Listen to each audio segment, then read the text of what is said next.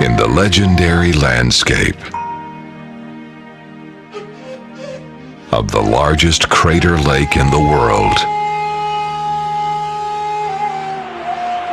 thrives a glorious civilization. In North Sumatra, people live colorful lives.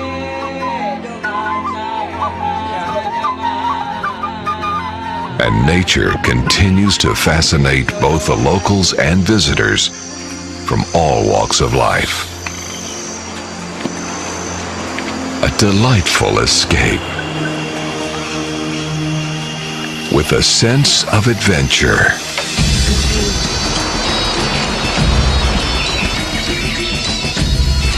In the hidden paradise of Sumatra,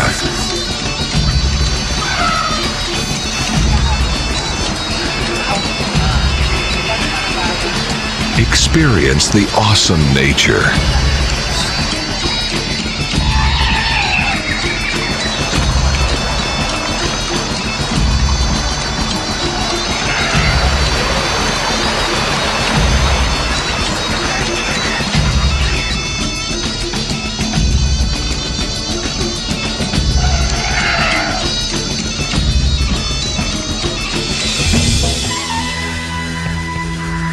Understand the connection to ancient cultures, like dancing for ancestors, a colorful tradition, joyful yet also potent,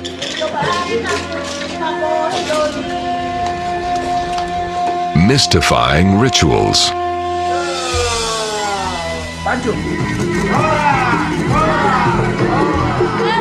proud people of the mountains.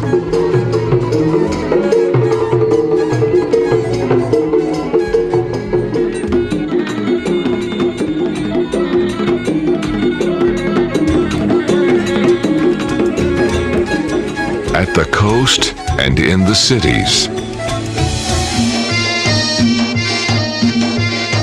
Remarkable diversity.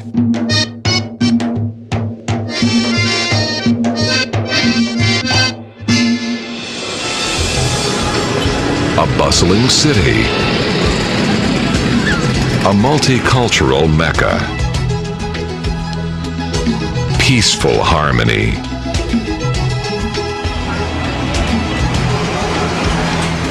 Incredible culinary. Astonishing wood carving. This is North Sumatra. The land, also the people. Friendly faces and genuine warmth. Wonderful Indonesia.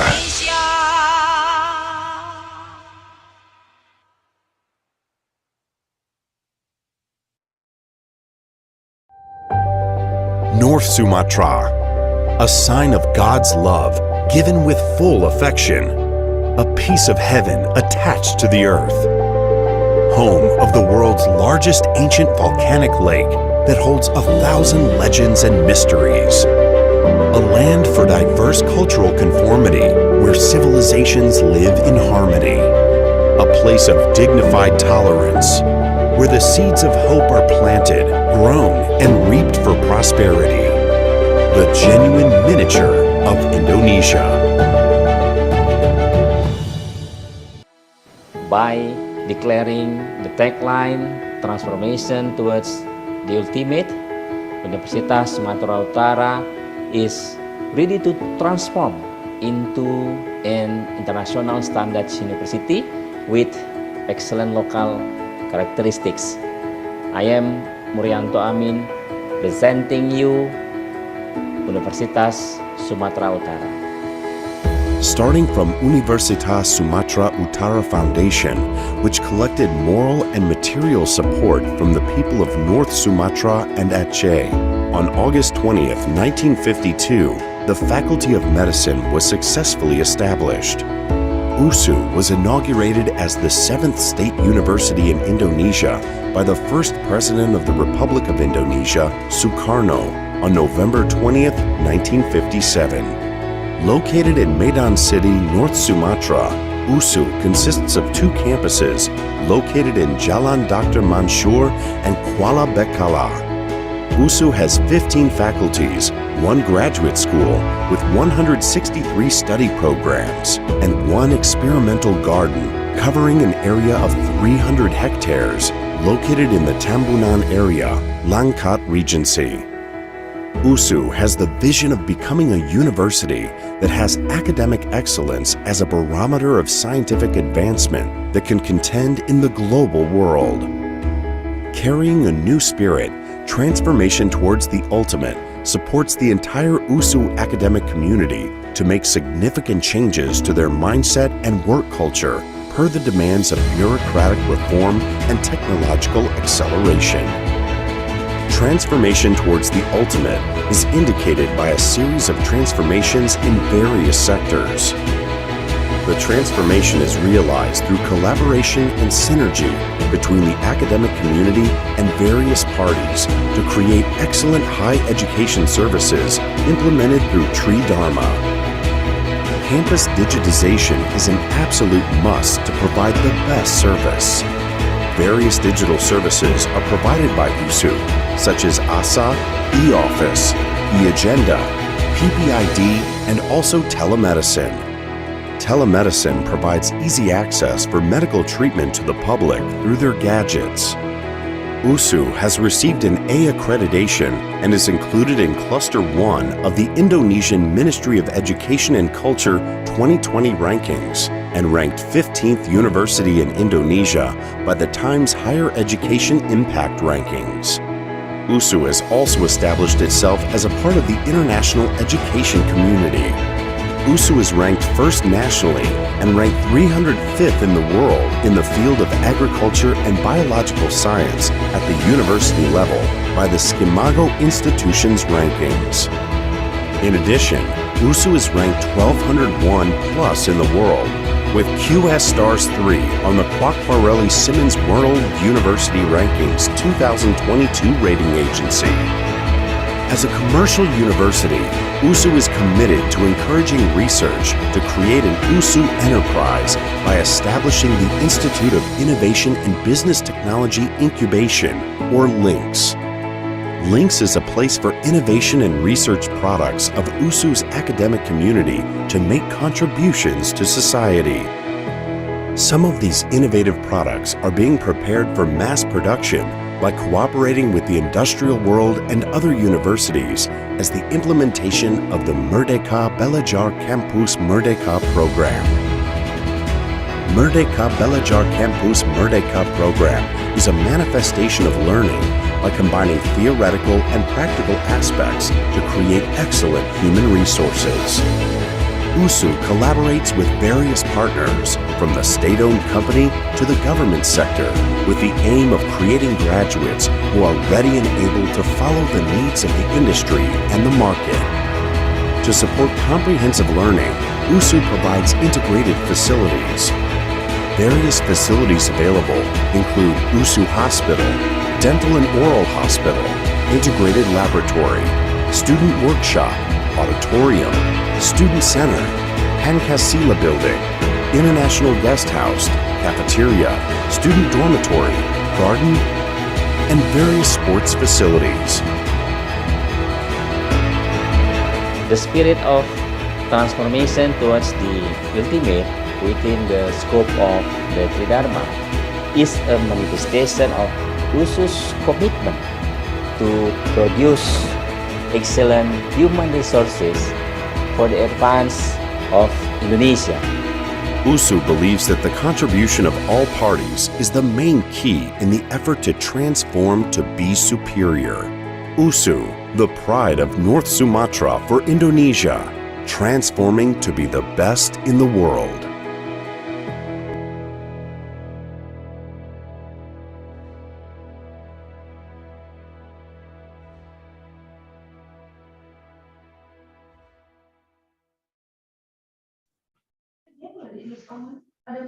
Assalamualaikum warahmatullahi wabarakatuh. Greetings to all of us. The Honorable Rector of Universitas Sumatera Utara, Dr. Murianto Amin, SOSMSI. The Honorable Dean of Faculty of Computer Science and Information Technology, Universitas Sumatera Utara, Dr. Maya Silvi Lydia, BSc, MSc. The Honorable Vice Dean 1 of Faculty of Computer Science and Information Technology, Universitas Sumatera Utara, Dr. Muhammad Andri Budiman, STMkom, SCMEM.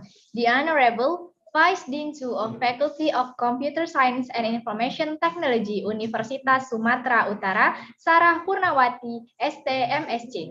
The Honorable Vice Dean 3 of Faculty of Computer Science and Information Technology, Universitas Sumatera Utara, Romi Fadila Rahmat, BKom, SC, MSc. The Honorable, our distinguished keynote speakers, authors, participants, and guests. Ladies and gentlemen, welcome to the International Conference on Computing and Applied Informatics 2022. We welcome you to the sixth event of our conference, ICCAI. The theme of today's conference is A New World of Research, Sustainable Research in a Digital World. First of all, let us praise our God, the Lord of the world, the Lord of the universe, who has been giving us his blessing and mercy so that we can gather in this place. Secondly, may peace be upon our Prophet, Muhammad Sallallahu Alaihi Wasallam, who has guided us from darkness into the era of enlightenment. Ladies and gentlemen, my name is Pio. And my name is Faradila. As the Master of Ceremony, will guide this conference. The agenda of our current conference is as follows. We begin the event with a welcome by presenting the traditional dance, followed by a short video to introduce you to Sumatera Utara and the organizer of today's conference, Universitas Sumatera Utara. The next agenda is opening ceremony, followed by introduction to the International Conference on Computing and Applied Informatics. Afterwards, we will have a welcoming speech from the General Chair of ICCAI 2022. Followed by speech from Rector of Universitas Sumatera Utara and the official opening of the event by the Dean of Faculty of Computer Science and Information Technology. Lastly, a short profile video of the Faculty of Computer Science and Information Technology will be presented as the closing of the event. Afterwards, we will have keynote speech session for our first keynote speaker, Kenji Suzuki from Tokyo Institute of Technology, Japan. Followed by our second speaker, Johannes Sikronj from Cape Peninsula University of Technology, Republic of South Africa. The parallelization will be held after the break. And the conference event will be closed afterwards. The first agenda is opening ceremony by singing the national anthem, Indonesia Raya.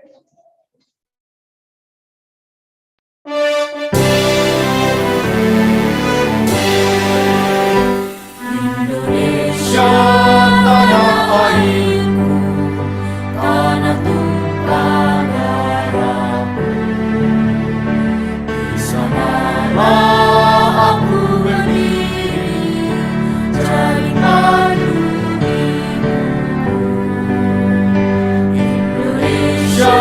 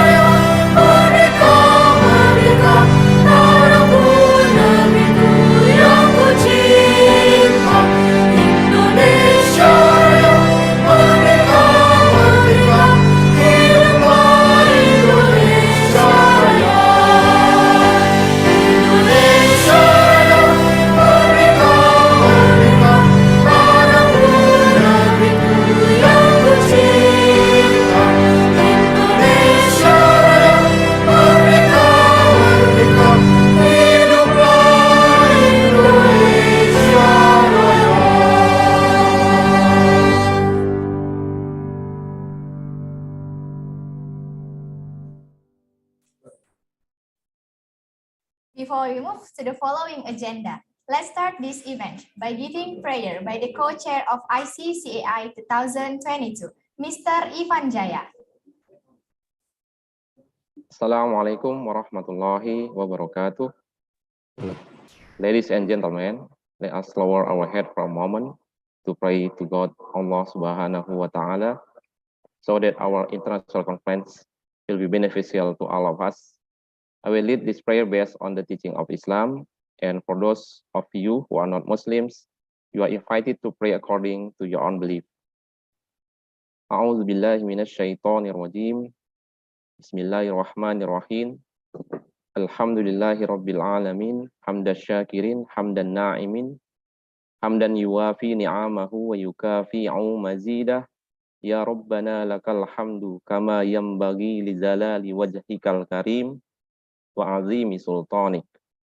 Allahumma inna nas'aluka salamatan fid din wa afiyatan fil jasadi wa ziyadatan fil ilmi wa barakatan fil rizki wa taubatan qablal maut wa rahmatan indal maut. Allahumma ighfir lana wa liwalidayna wa lil muslimina wal muslimat wal mu'minina wal mu'minat al ahya minhum wal amwat innaka sami'un qaribun mujibud da'wat wa qadiyal hajat. Ya Allah, Ya Rahman, Ya Rahim, today we gather from around the world to initiate the 2022 International Conference on Computing and Applied Informatics. Lead this international conference as a useful science assembly, as a medium of sharing useful ideas, knowledge, and experiences from scholars, researchers, and students of various disciplines. May this conference we organize today benefit our lives, broaden our knowledge, sign our ideas, and lead us to be successful, productive persons, which in turn will rise the dignity of mankind, of our nations, and of the world. Ya Allah, Ya Fattah, guide and bless our hearts and our minds with the light of your guidance. Impart your supreme wisdom upon our activities. Help us to speak our minds clearly. Help us to listen to each other, respect each other, love each other, so that we could become amongst the blessed people. Ya Allah, Ya Hafiz, show us the right path and give us knowledge and strength to perform good things and protect us from any wrongdoings. Ya Allah, Ya Mujib, truly you are the one who can fulfill our prayer. Rabbana atina fid dunya hasanah wa fil akhirati hasanah wa qina azaban nar. Subhana rabbika rabbil izzati amma yasifun wa salamun alal mursalin walhamdulillahi rabbil alamin. Wassalamualaikum warahmatullahi wabarakatuh.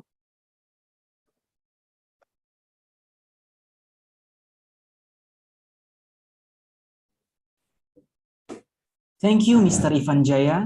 Ladies and gentlemen, the next agenda is Introduction to the International Conference on Computing and Applied Informatics.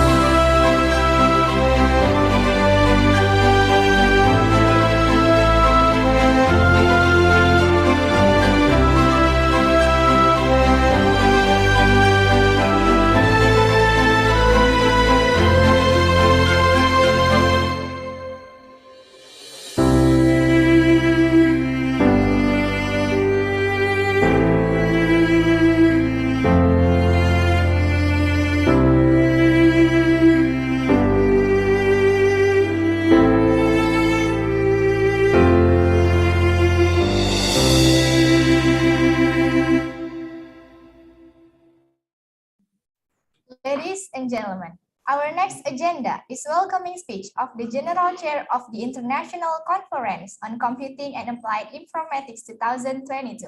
Please join us in welcoming the General Chair of ICCAI, Mr. Josti Manta Tarigan, Eskom, MSc. Greetings. On behalf of the organizing committee, I am pleased to welcome you to the 6th International Conference on Computing and Applied Informatics 2022. Our current theme is A New World in Research, Sustainable Research in a Digital World. Our aim in this conference is to discuss the ways in which we can improve our research to make it more sustainable during the process. As researchers, we invent and innovate new technologies to improve our quality of life. Nevertheless, we are obligated to ensure that our research is non-destructive to the environment or harmful to other people. We are obligated to conduct our research ethically and with integrity in order to make better living and protect those who are most vulnerable in our society. I would also like to congratulate those of you who will be presenting your work at the conference. We have accepted 73 outstanding works from participants from 7 different countries. These works have been through a challenging review process conducted by our board and editors. We are looking forward for your presentation and to discuss about your research. We hope that this conference will give a new insight for our future research and provide an opportunity for us to collaborate. We would also like to give our highest appreciation to both our keynote speakers, Professor Johannes Kronje from Cape Peninsula University of Technology, Republic of South Africa, and Professor Kenji Suzuki from Tokyo Institute of Technology, Japan. It is our privilege to have such experienced scientists to share their knowledge in this event. We look forward for your speech and discussion. Lastly, I would like to give my highest gratitude to all the International Board, Steering Committee, Organizing Committee, who have spent countless time in the last months in the preparation of this event. It is my privilege to work alongside the current committees that have repeatedly shown an outstanding effort to make this event at its best form. Welcome to the 6th International Conference of Computing and Applied Informatics. I wish you have a rewarding experience in this conference and have a fruitful discussion with fellow scientists.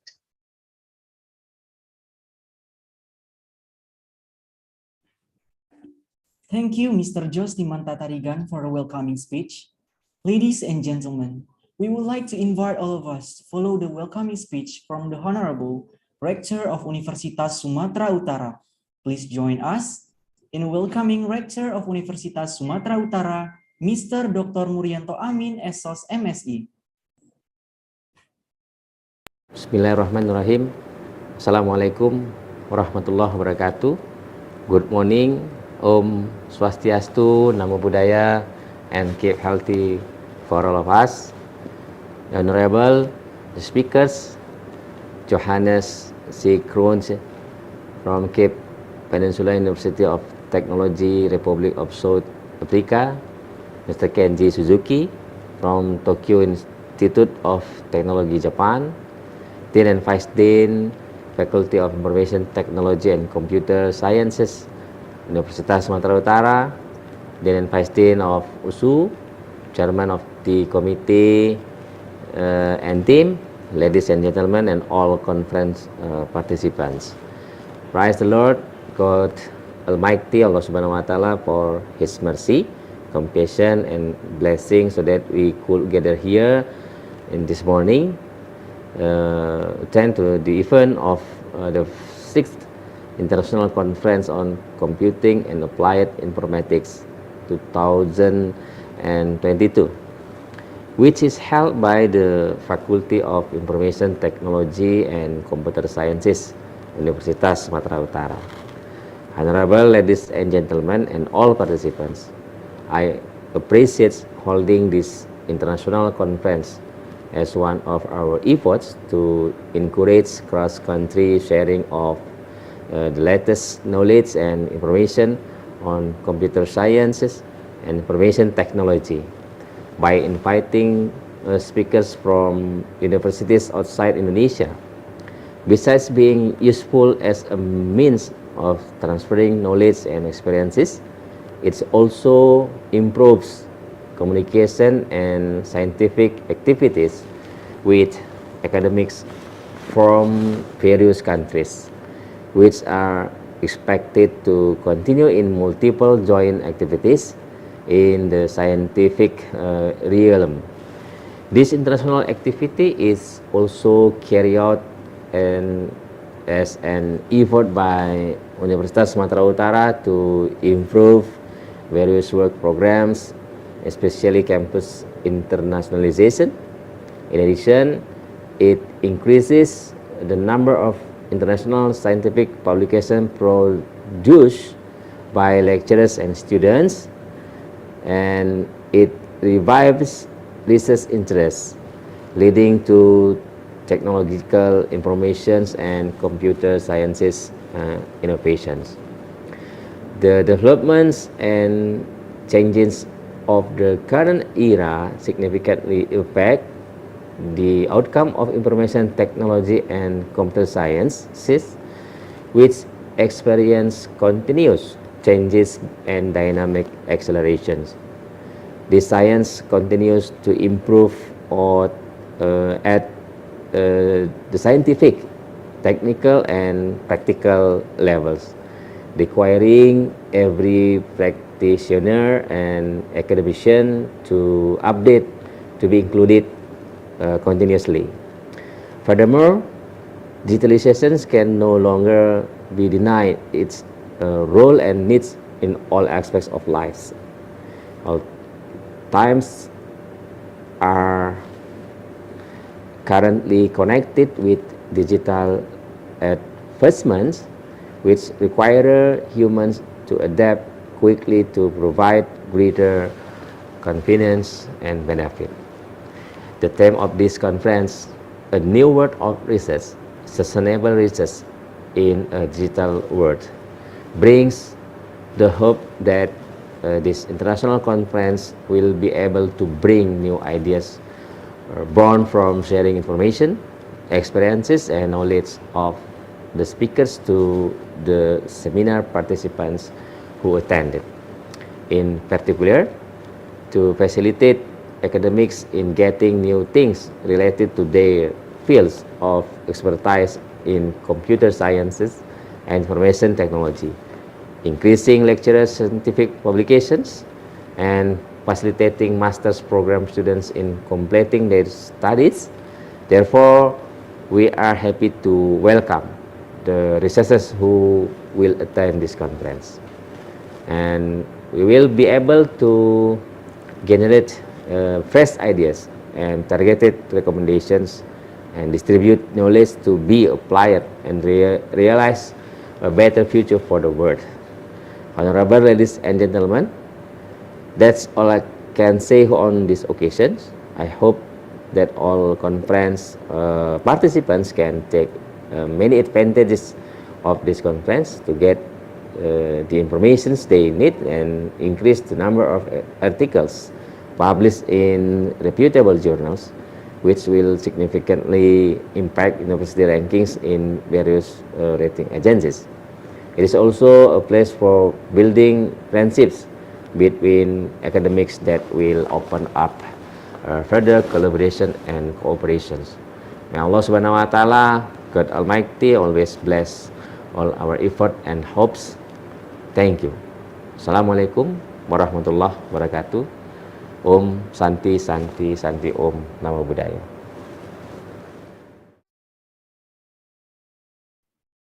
Thank you, Mr. Dr. Muryanto Amin SS MSc for the welcoming speech. We are about to begin our main event of the conference. To officially open the ICCAI, we welcome the Dean of Faculty of Computer Science and Information Technology, Dr. Maya Sylvie Lydia, BSc MSc. Please join us in welcoming Dean of Faculty of Computer Science and Information Technology, Dr. Maya Sylvie Lydia, BSc MSc.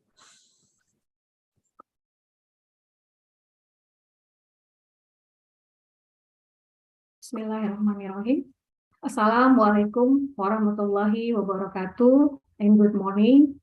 On behalf of the Faculty of Computer Science and Information Technology, Universitas Sumatera Utara, I would like Welcome to you to the 6th International Conference on Computing and Applied Informatics 2022. I would like to welcome our keynote speakers, Professor Johannes C. Kronje from the Cape Peninsula University of Technology, Republic of South Africa, and Professor Kenji Suzuki from the Tokyo Institute of Technology, Japan. We are honored to have you participating in our conference, and we wish you the best in the keynote speech.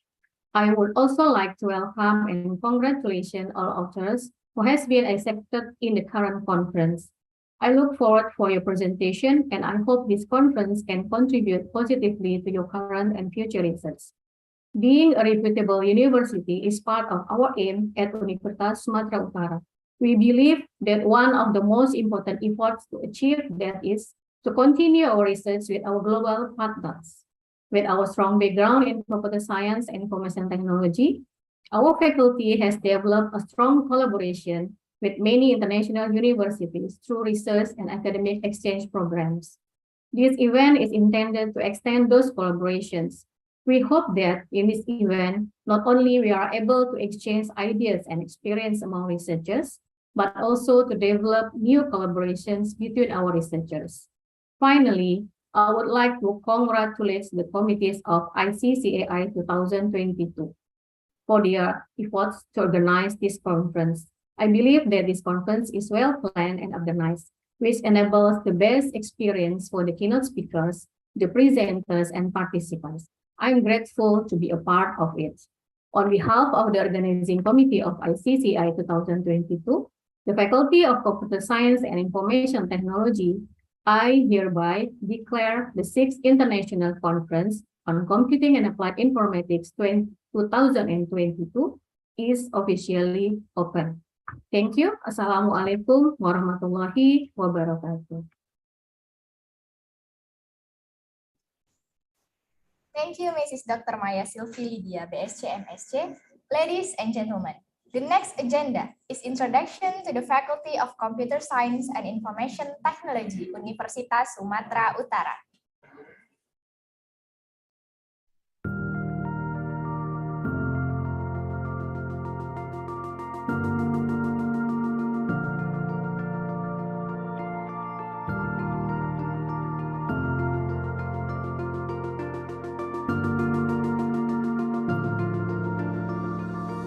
Faculty of Computer Science and Information Technology, University of Sumatera Utara.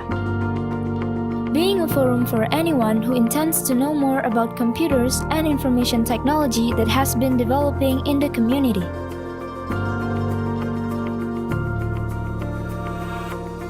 In this faculty, there are several majors, including Computer Science Undergraduate Program, Information Technology Undergraduate Program, Informatics Master Program, Data Science and Artificial Intelligence Master Program, and Computer Science Doctoral Program. Here, students are taught how to solve a problem both theoretically and mathematically.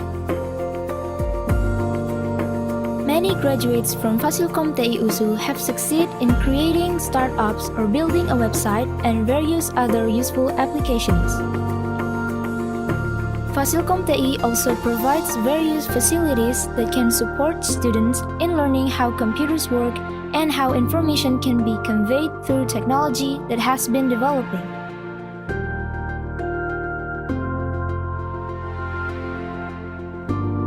These facilities include programming laboratory, multimedia laboratory, and others.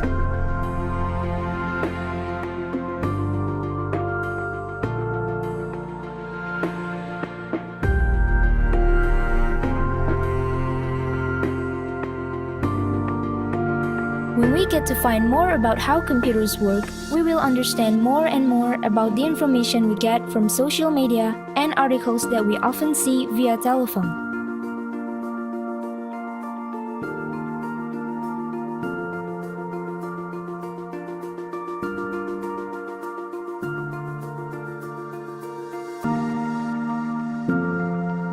Therefore, Fasilkom TI USU prepares its students to be able to create new innovations in the world of technology.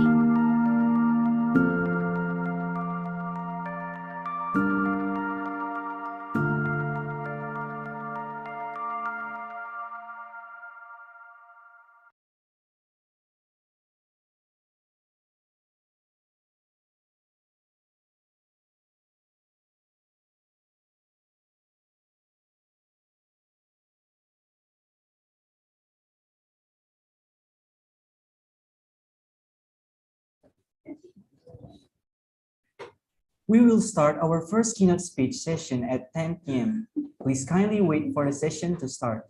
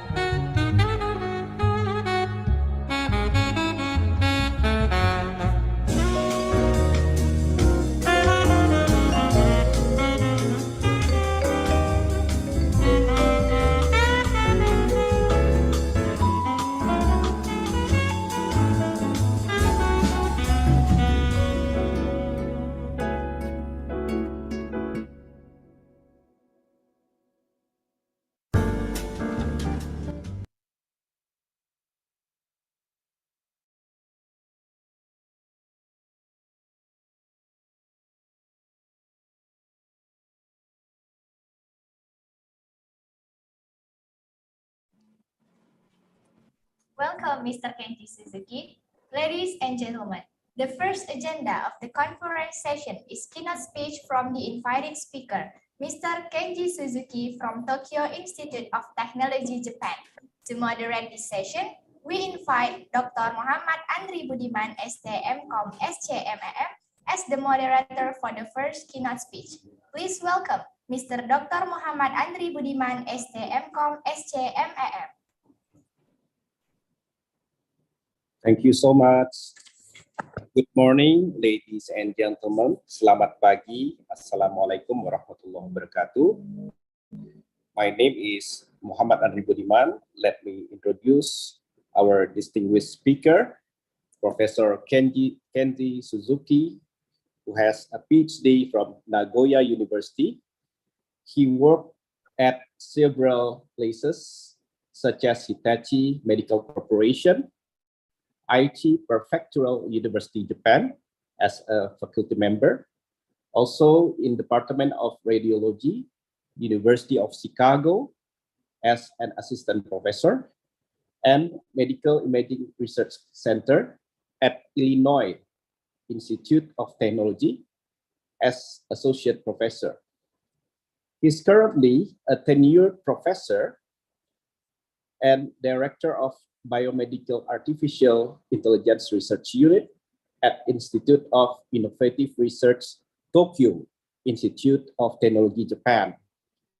He has published more than 350 papers, and he has been actively researching on deep learning in medical imaging and AI-aided diagnosis in the past 25 years, especially in his early deep learning model was proposed in 1994.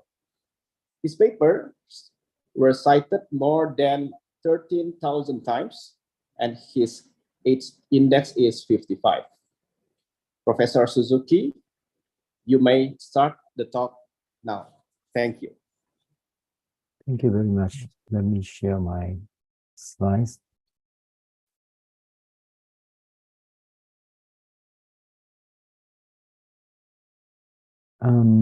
It seems that I can share my slide.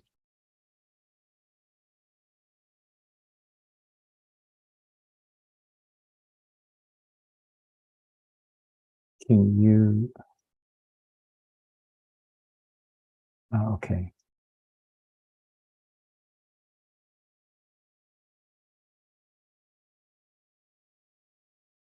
Can you see my screen? Yes, Professor. Okay.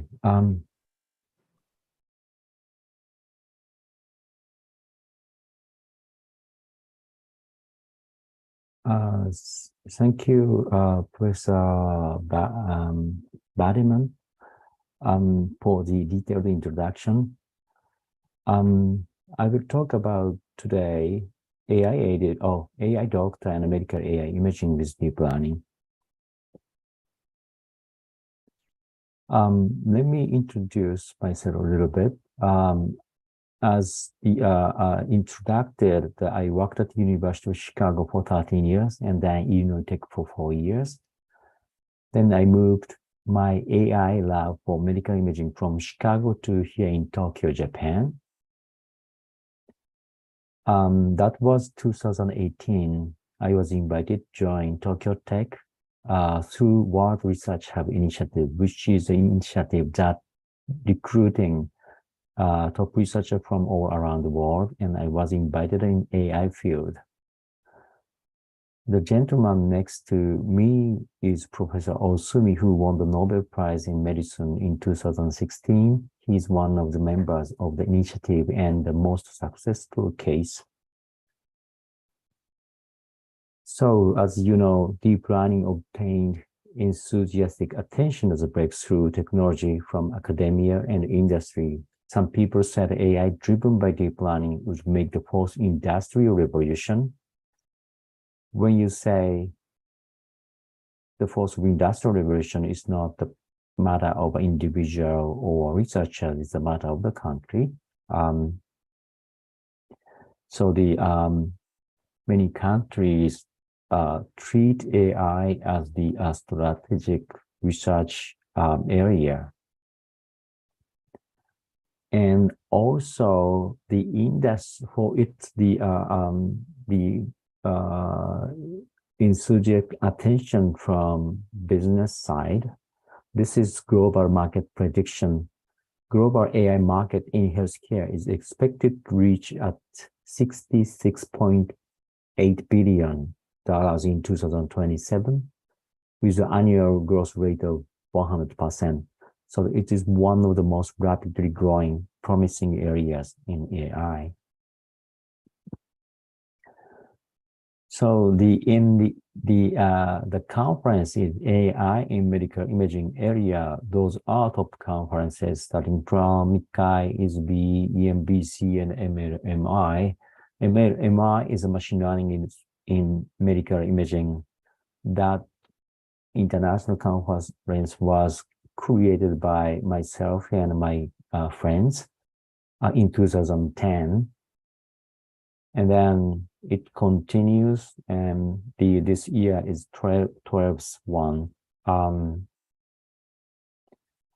And also, I'm still a little bit talk about myself. I'm associate editor and editor-in-chief of journals like this, and in mostly AI, computer vision, and medicine area. So this is kind of summary of my lab research history.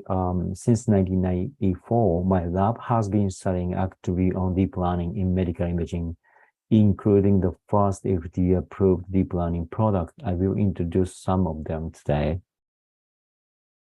So my contents today has two major topics. One is AI-aided diagnosis with medical images, or AI doctor. And the other one is virtual medical imaging with deep learning.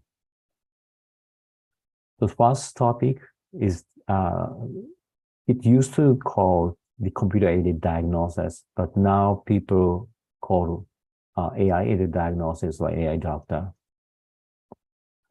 This is a definition of computer-aided diagnosis, or CAD or CAD, may be defined as diagnosis made by a physician who takes into account the computer outputs as a second opinion.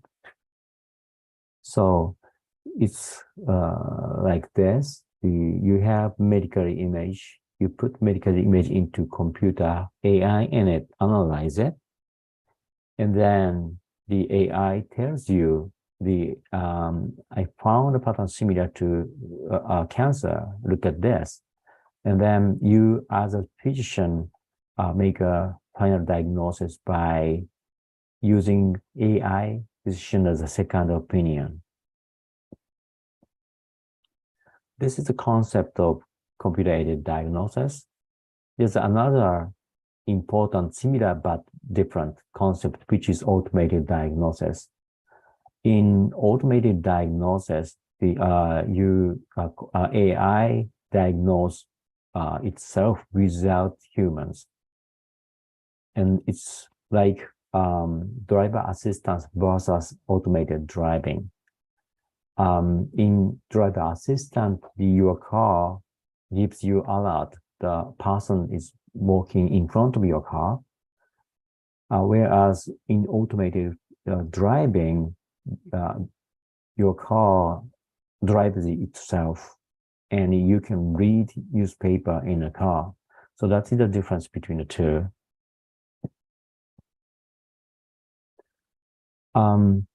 Computer-aided diagnosis is similar to the children's book called Where's Waldo?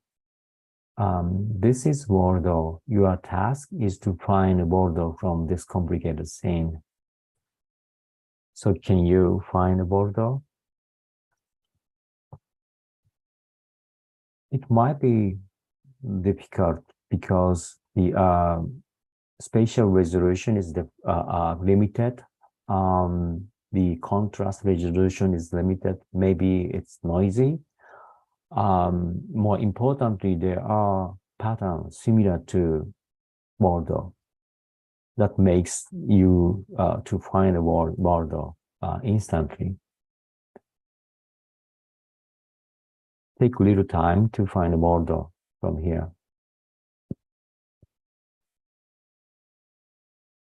And then if you find it, or maybe you still looking for a Bordeaux, let's ask AI for help.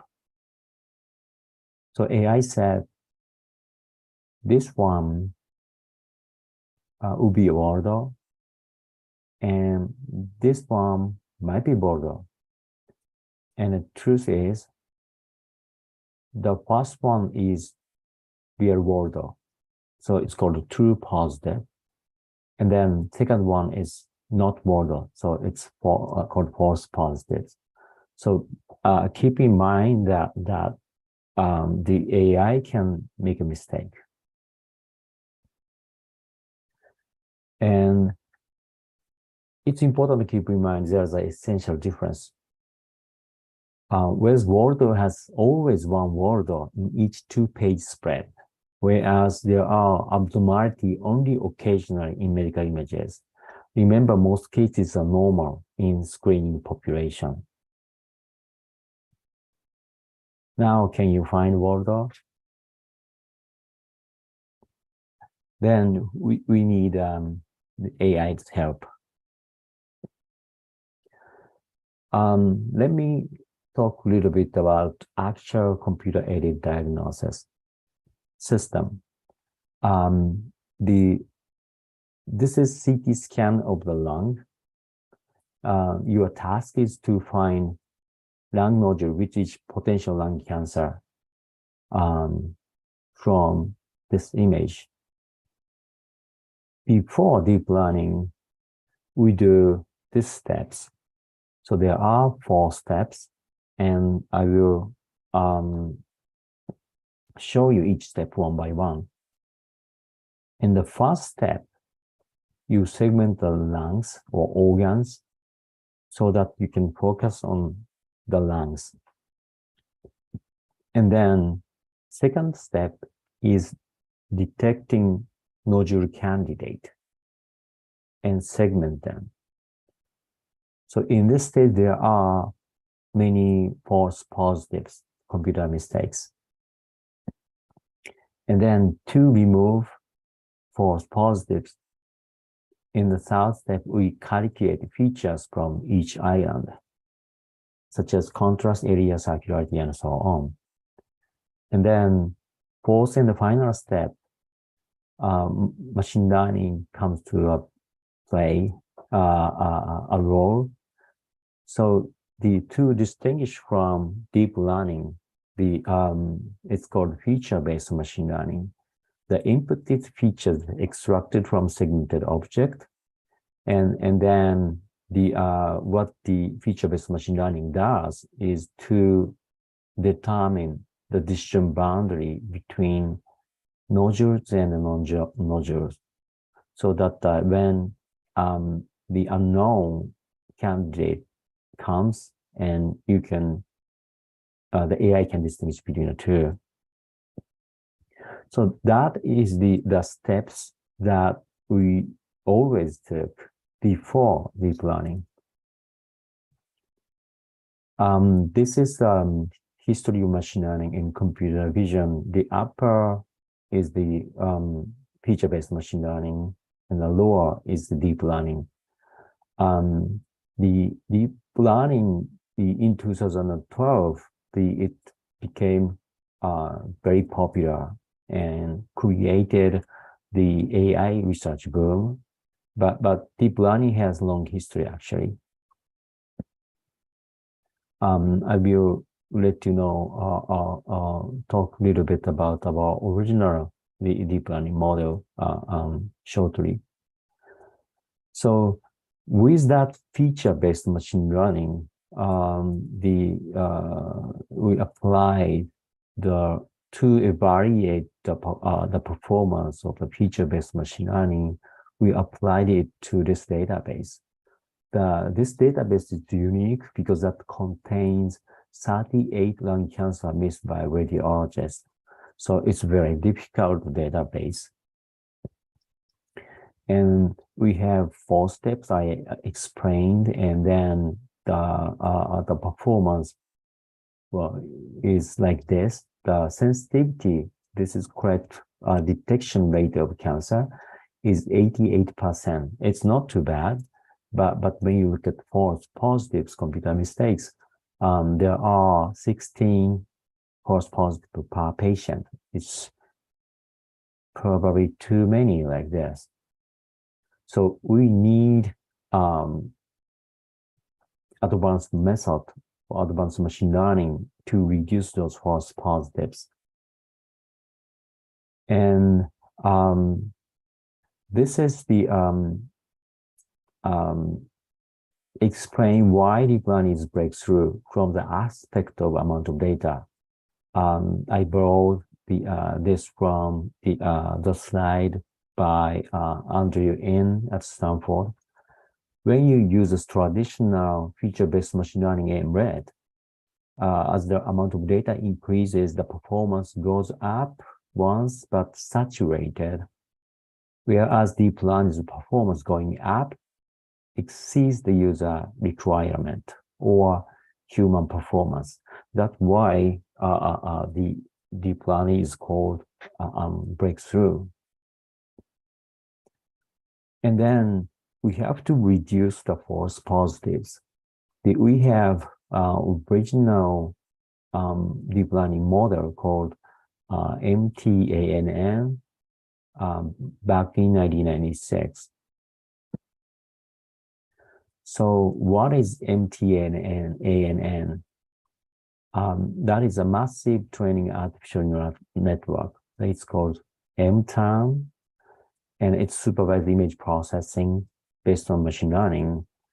And MTAN directly down the relationship between input images and the corresponding ideal image called teaching image.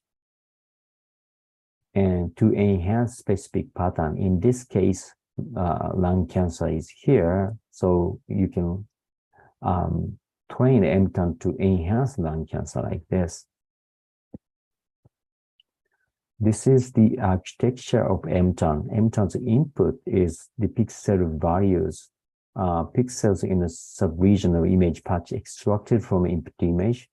The output is a single pixels. So unlike deep learning, other typical deep learning models, the output is the pixels, not categories such as cancer or non-cancer. To train and process the entire image, the scanning or convolutional operation is performed like this. However, unlike convolutional neural network, convolution is done outside the network. That is the difference between the two. And in training, we have image patches, and then we get the output of pixels. We compare them with teaching pixels and calculate the difference. And to minimize the errors, we adjust weight. So after training, the output pixels is expected to similar to teaching pixels.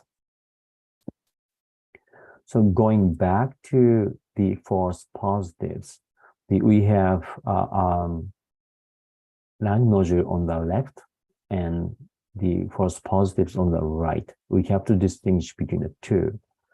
The major source of false positives is best cells because lungs contains best cells and air. To reduce false positive or distinguish between the two, we train MTAN like this. We prepare a teaching image that contains wide Gaussian distribution at the center of lung nodule, and then that for non-nodules is completely dark. So we train MTAN to enhance lung nodules and suppress best cells. when we apply the trained MTAN to lung nodules, we get the output images like this. Remember that the output of MTAN model is images, not categories such as cancer or non-cancer. So the output of these images, as you can see, that lung nodules are enhanced nicely in the output images, whereas those for lung vessels are completely dark in the output images, or lung vessels disappear in the output images. For other patterns, the MTAN was able to erase those patterns in the output images. So once the MTAN enhances lung nodules and suppress other patterns nicely, and then distinction between the two is performed in a scoring layer, we just calculate the output image, multiplying output images with Gaussian weighting function to calculate a score. So higher score will indicate lung nodule and lower score, non-nodules. This is the performance sensitivity versus number of false positive per patient. We started from 16 difficult false positive per patient. By using MTAN, we were able to remove 88% of false positive without reduction in the number of true positive, and achieved 1.9 false positive per patient. So this is done for small regional interest, but like this, but we can apply this MTAN to the entire CT image. To do that, we prepare a teaching image like this. So input is entire CT image, and a teaching image contains white Gaussian distribution, the location of lung nodule, and rest of the areas completely dark. And then we train MTAN and apply to the unknown image. So here's the lung cancer, but it's very difficult to detect. Actually, the radiologist missed this lung cancer. This is the output image. You can see that lung cancer is enhanced in suppressed lung vessels. There are white island a little bit, but when you threshold it and remove big area and a small dot, and then we get this. So this is the perfect computer-aided diagnosis. The lung nodule is detected without any false positives. So with this kind of deep learning model, we can condense those 4 steps into 1 step from start to end. And then that's why it's called end-to-end machine learning paradigm. So we get the attention from media. So you may be wondering that what about the other deep learning model? So as you know, that deep learning model has a deep layers. The input is the images, so the same as the MTAN, but the output is usually labels. So that is the difference. For our deep learning, the issues, deep learning is a wonderful, wonderful technology, but there are some limitations. The bottleneck of deep learning, particularly in medicine area, is necessity of huge amount of data. So this is the paper published in Nature in 2017. It reported that deep learning performance was equivalent to doctors in diagnosis skin cancer when it was trained with 140,000 images. no, 1.4 million images actually. However, the problem is that in medicine area, collecting such large number of cases is very difficult, and it takes years. Once you collected, you need to ask doctors to annotate and label it. That is the huge burden, and that is the bottleneck of deep learning in medicine area. To reduce the issue, we have transfer learning. In transfer learning, you train your model with large number of images in a different area, and you transfer the model or weight and fine-tune the model with smaller number of the medical images. However, with this method, even with this method, you need still 130,000 medical images. It's huge. So with that issue, we need this. So we need deep learning model that can be trained with small number of cases, and I named it small data deep learning. So even with small data, not big data, the small data deep learning model exceeds user requirement. That is the what we needed in particularly the medicine area. And then the question is it possible to develop a deep learning model that does not require 100,000 cases? And our MTAM model has such nice property. We compare MTAM with CNN, other deep learning model in the lung cancer detection program. So we compare with 5 representative CNN model, including AlexNet and Google LUNET.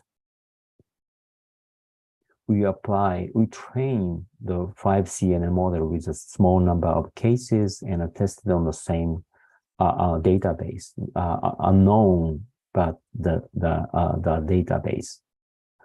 And this is the performance. The blue one is MTAM performance. This is sensitivity versus number of false positives per patient. And the other curves are 5 different CNN model. The best one is fine-tuned AlexNet, the AlexNet with transfer learning. So when we extract it, this is the best CNN model that achieve 24% sensitivity for detecting lung cancer, whereas the MTAM got 100%. So this both MTAM's performance is high because we trained those two models with only 100 samples.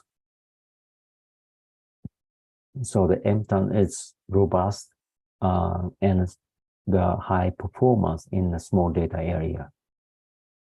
And then now, the next question would be, what is the minimum number of cases trained in MTAM?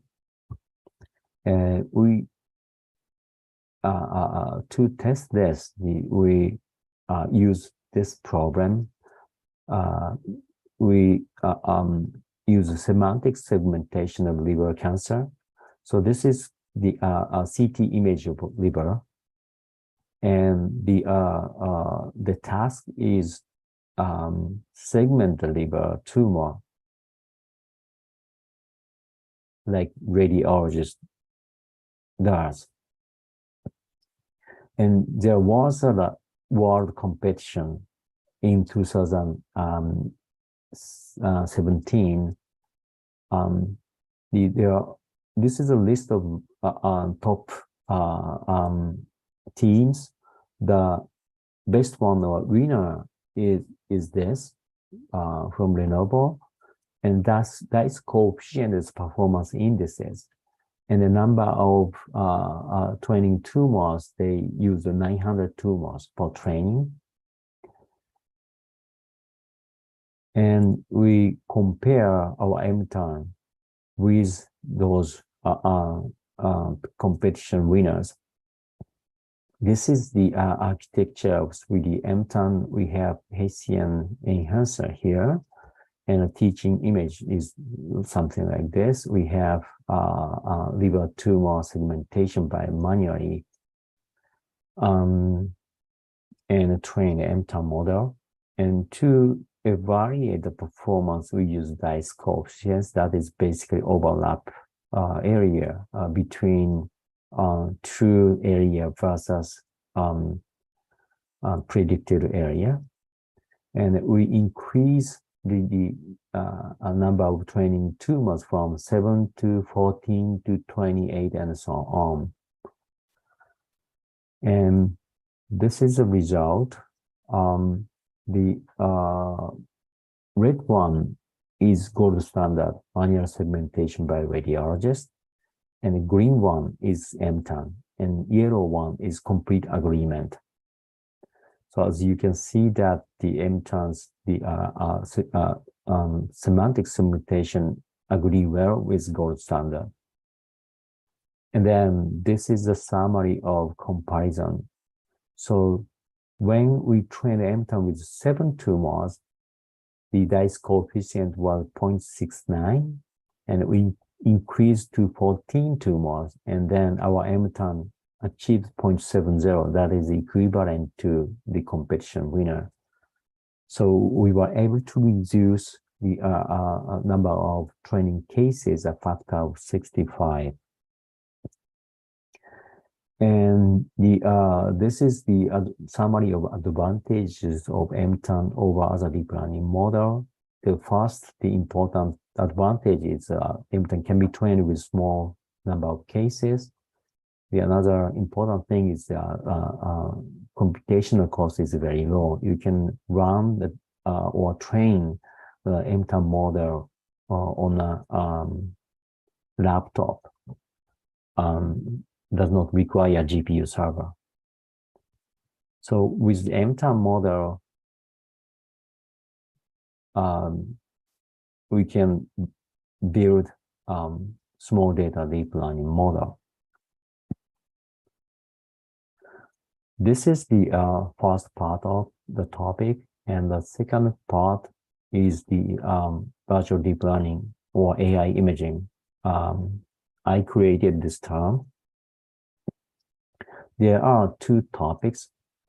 One is about chest radiograph, and another is about CT. So the definition of virtual deep learning imaging or virtual AI imaging, this is my definition. So AI imaging may be defined as imaging for visualizing, enhancing physical or a semantic object and or materials by using deep learning regression.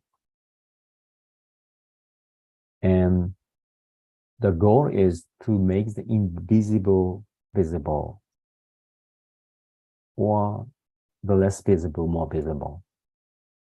The first application I introduced is the chest radiograph. So this is a toy problem that related to the problem that I will talk about in shortly. So there are overlapping characters, and can you find a lesion from these overlapping characters? Please take a time to find lesion. It is difficult because of the overlapping. However, if we remove those overlaps, and then you can redefine lesion. Actually, there are 2 lesions. In one study, famous study by Austin, they reported more than 80% of the lung cancer missed by radiologists overlap with overlap with bones. So if we can remove those overlaps, we can avoid those misses. So our goal is to extract ribs and clavicles from chest radiograph. To do that, we have specialized equipment called dual energy subtraction imaging. In this imaging, you expose two X-rays to the patient, so that X-rays twice. One is at low energy level, one is at high energy level. We get two images, and subtracting with those two images with smart algorithm called dual energy subtraction algorithm, we can obtain soft tissue enhanced image and bone enhanced image. This is wonderful system, but there are limitations. First one is specialized equipment is required. More important, radiation dose to patient can be double. So if we can do the same thing with only software, that would be great. So the question in this study is, can we separate bones from soft tissue in chest radiographs by only software? To do that, we used MTAN. As I mentioned, the MTAN's output is images. You can train images. So in training step, we use the dual energy system.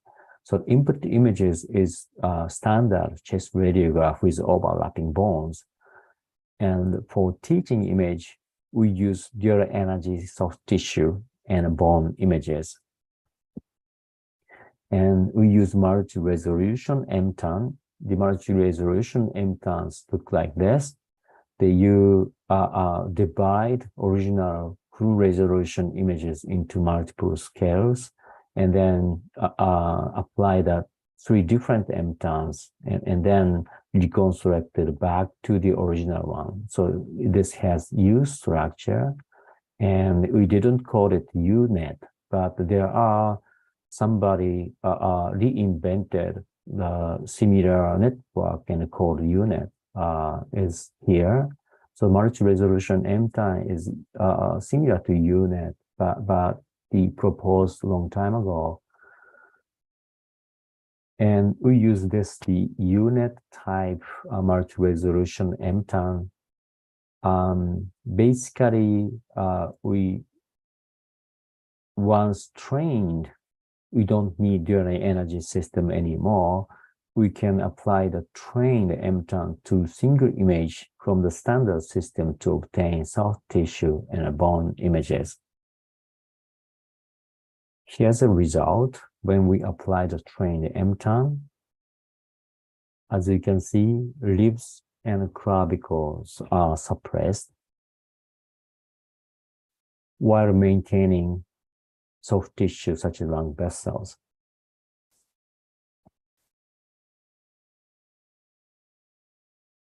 This is side-by-side comparison. The MTAN soft tissue image is on the right, that is created from the original image on the left.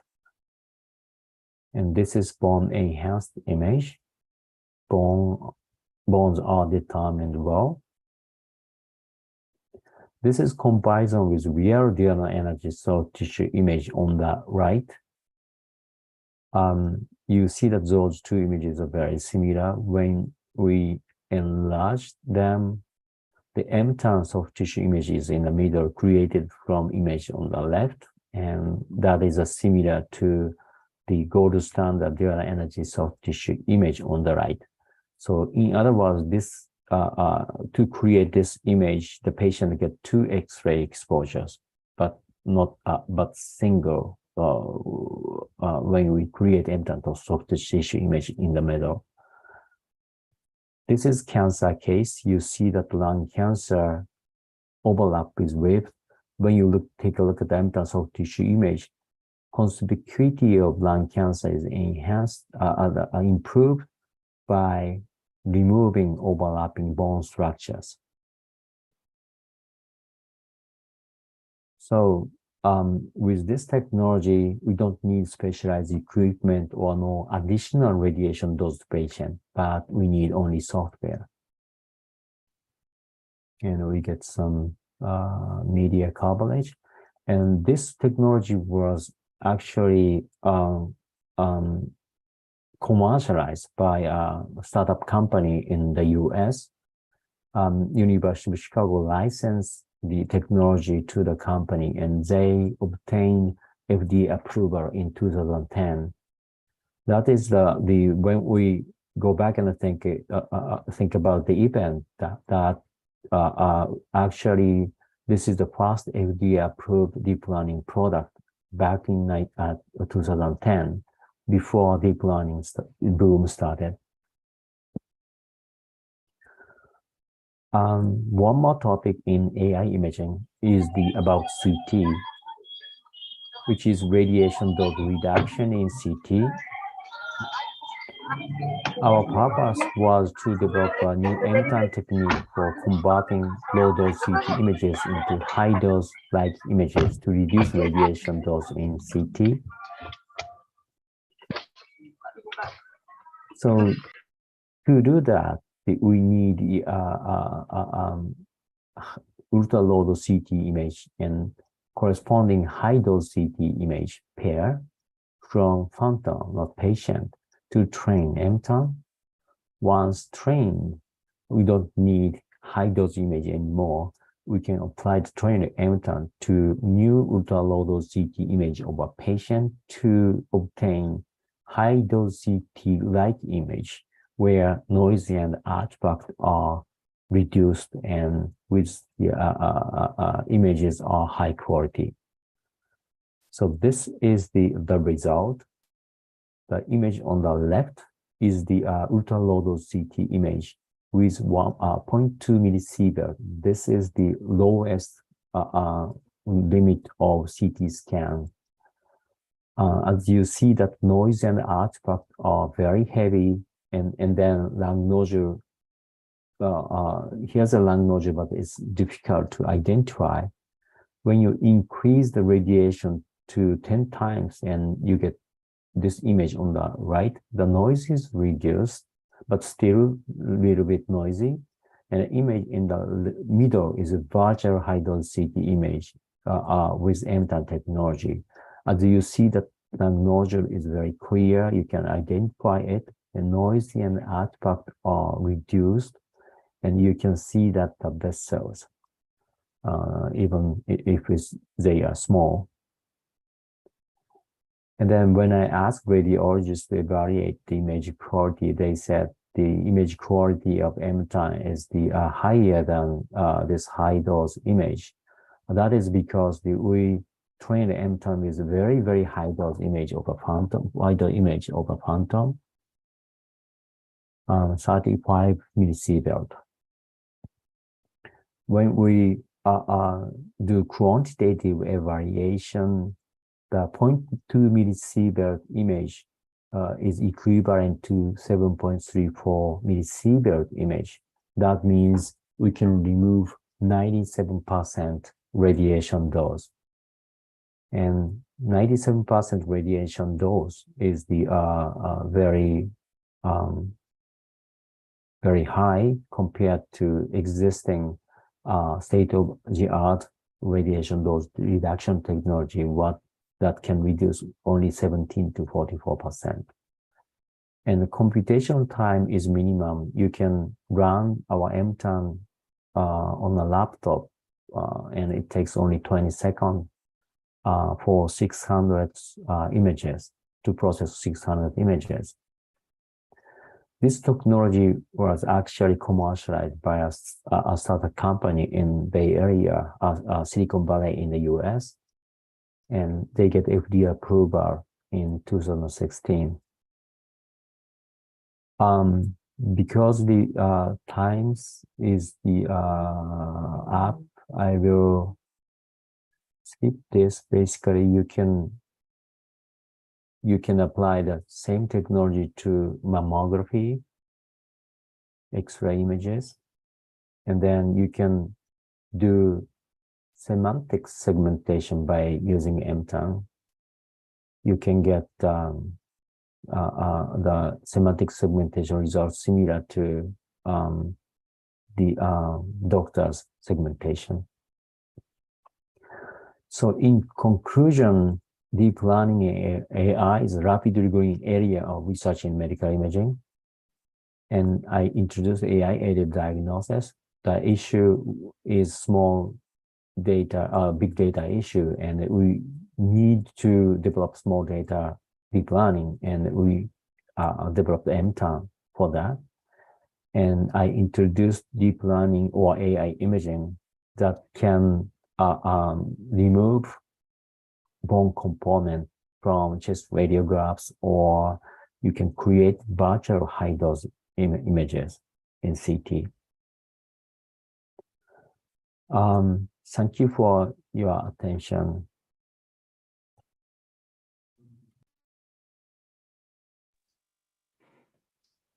Thank you so much, Professor Kenji Suzuki, for your interesting talk about deep learning, especially MTAN. Your talk has clearly shown that massive training artificial neural network of deep learning is having the higher performance than older learning algorithms and can even exceed the user requirement. What more is interesting is that this can be done even with smaller data. So I would like shall invite some questions from the audiences. Is there any questions about Professor Suzuki's presentation?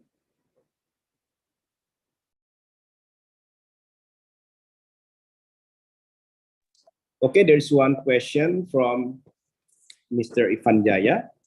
So the question is, in general, for image identification or classification, how much data is needed for deep learning algorithms to process?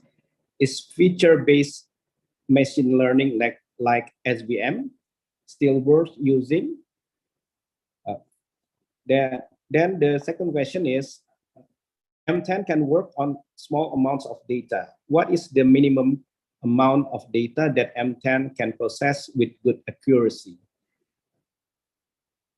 Thank you for the questions. Yeah.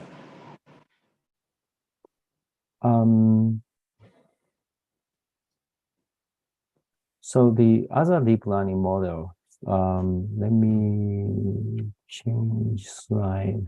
Let me find one.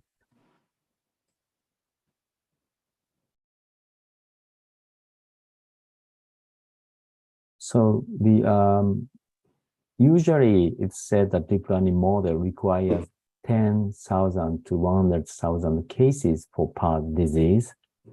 And when you use transfer learning, it can reduce to 130,000 images, but you still need 130,000 images.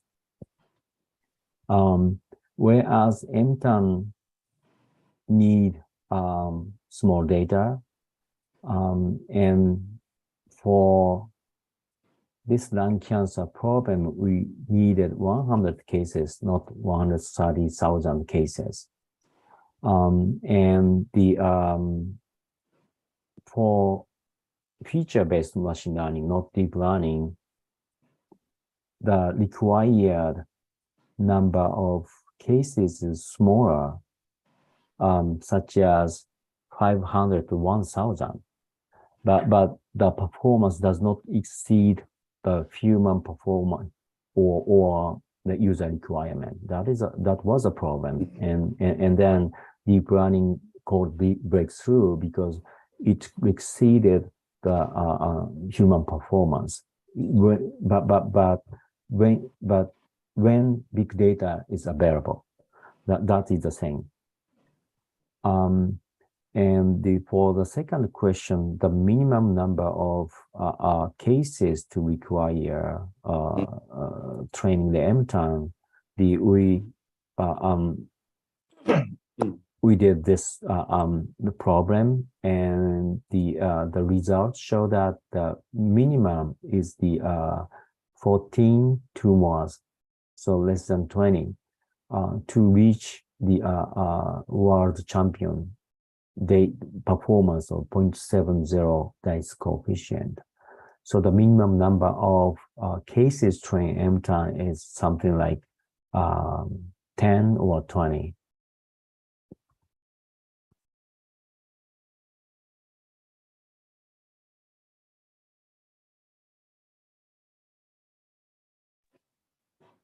Okay, arigato. ありがとうございます。 Okay. Is there any other question from the audience?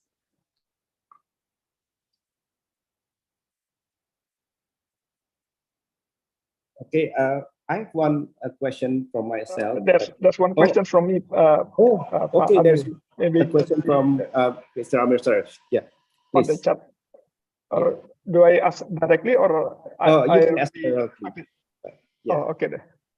Okay, thank you, Mr. Andri, for the opportunity, and thank you, Professor Suzuki, for the wonderful presentation. It's very mind-opening for what you presented, how much advance that has been reached in this area. From what I understand from your presentation, it seems that one of the key aspects in MTAN is providing the teaching image, it seems, Prof. Suzuki. So how do we provide these teaching images? Are they do we get them from the similar case or similar disease and then process somehow, or maybe you can shed some light in this aspect? Thank you, Prof. Suzuki.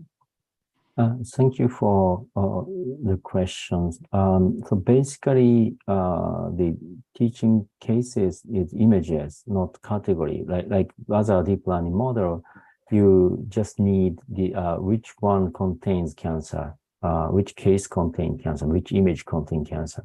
But for training MTAN, you have to prepare the images because the output of images, output the MTAN model is images.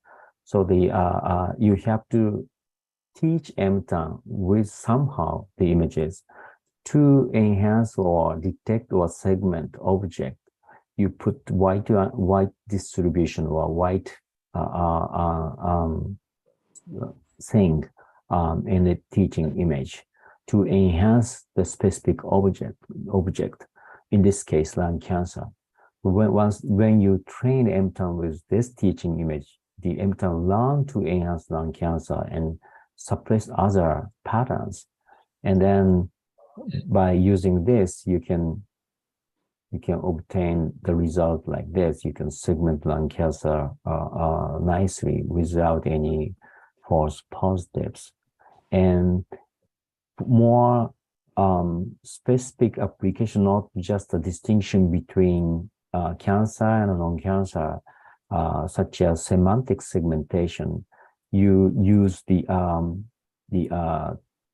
cancer segmentation by doctor like this, and you train the MTAN model with manual segmentation like this. This is small, but it's actually manual segmentation by radiologists, similar to this. And then once trained with those images, you can get this wonderful result. And then you can train the MTAN with very small number of cases.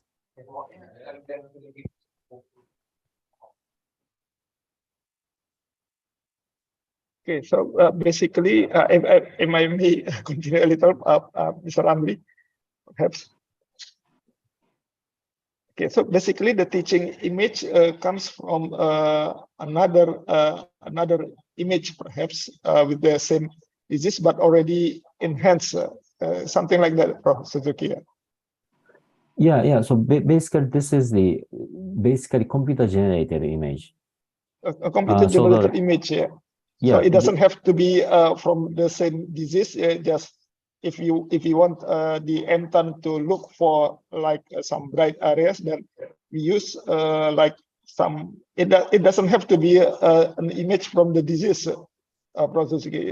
Basically, it's just what we need the MTAN to look for in the image, some like some white bright area, something like that. Yeah, any object or any images can be trained. So basically, when you have say car or person, and then you need to prepare the input image of a car, and then the teaching image is the car shape image, and then train. Okay, I see. Thank you very much, Professor Zuki, for the enlightenment. Thank you very much. Okay, arigato, Professor Kendo Suzuki. I have my own question about the M10, Professor. The M10 virtual dual energy doesn't seem to need the specialized equipment and doesn't need additional radiation dose to patient, and it only needs software, which is outstanding. So my question is, has it already been approved for clinical use since it is not very easy to get approval from the health department? Yeah, so that is the answer is yes. We developed this technology, and by using MTAN, we can remove one component from chest radiograph, and then as a researcher in academia, we cannot get the government approval, such as FDA approval. The company who get the license from us, they commercialize it, and then tested with the many patients, and then they get the approval, and it's actually implemented in many hospitals in the world by today. Okay, thank you so much, Professor Kenji Suzuki. The committee, the dean, and the vice rector would like to give a certificate to you. Please, the operator, prepare the certificate.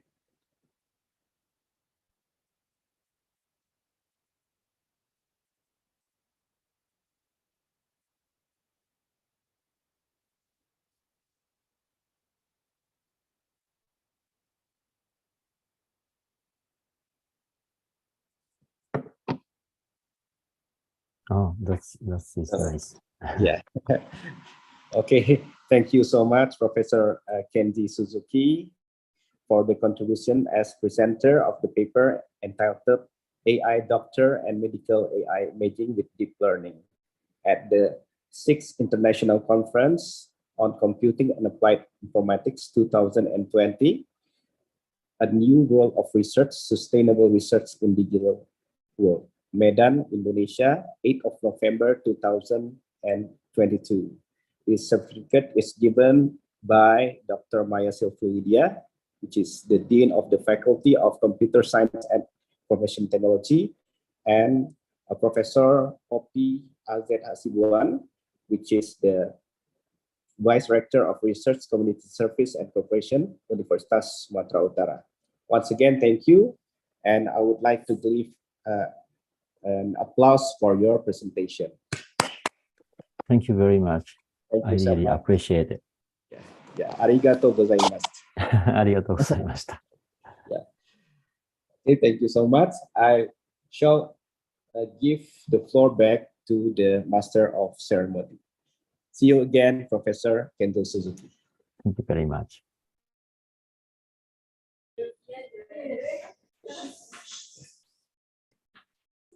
Thank you, Mr. Kenji Suzuki, for your exceptional speech, and Mr. Dr. Andri Budiman, STMcom SCMM, for your help to organize this session. Ladies and gentlemen, our next keynote speech will be held by our second invited speaker, Mr. Johannes C. Kroonsch from Cape Peninsula University of Technology, Republic of South Africa. To lead this session, we invite Mr. Amer Sharif, SSC MCOM, as the moderator for the second keynote speech. Please welcome Mr. Amer Sharif, SSE MCOM. Okay, thank you, Master of Ceremony, for the introduction. Yeah, Good afternoon. Good morning, everyone. I'm very pleased to have you all here. And also, we are very distinguished to have the presence of our next keynote speaker, Professor Johannes Kronje. I hope I pronounce your name right, Professor. Before we begin, please allow me to read a short introduction of you that I simply take from your Google sites. Okay, so Professor Kronje has a very fascinating background. He is a professor in digital teaching and learning in the Department of Information Technology at the Cape Peninsula University of Technology, Republic of South Africa. He was before that he was Dean of the Informatics and Design, and has supervised more than 140 masters and doctoral students and published more than 65 peer-reviewed papers. So we are very fortunate today to have Professor Kronje among us to share his knowledge. And I see that he has also shared the link to his sites at Google, and which is I find quite fascinating because he shared a lot of his work there, including some YouTube videos about writing proposal research, and even one writing a research proposal like a fairy tale. I would like to see that later, perhaps. That would I think that would be very fascinating to follow, and also for my colleagues at the PhD program here at Faculty of Computer Science and Information Technology. So, and also Professor Kronje has shared a lot of his works there, and I think after we enjoy his presentation later, maybe we all can see much closer. But for now, I think let us hear first from Professor Johannes Kronje, the presentation that he will share with us. So without further ado, Professor Kronje, the floor is yours. Thank you very much, Professor Amer, for those very kind words of yours. And I must pay absolute tribute to Professor Suzuki. What I saw now was absolutely mind-boggling. It was brilliant. It gives me so much hope going forward. But what I also saw from him, Professor, you taught me something methodologically. There was one slide where you had a whole lot of words put over each other, and two of those words were lesion. And you showed how you could peel off everything until then eventually you could see those two. And for me as an educator, as somebody who's been working in teaching and learning all my life, seeing something like that where something highly complex is made so easy to understand, that's inspiring to me. So I'm going to remember that for a long time. Thank you very much, Professor. But also thank you for the work that you're doing that actually saves lives. So this conference is clearly very well curated, because you went from really, really hard science, and then you got me.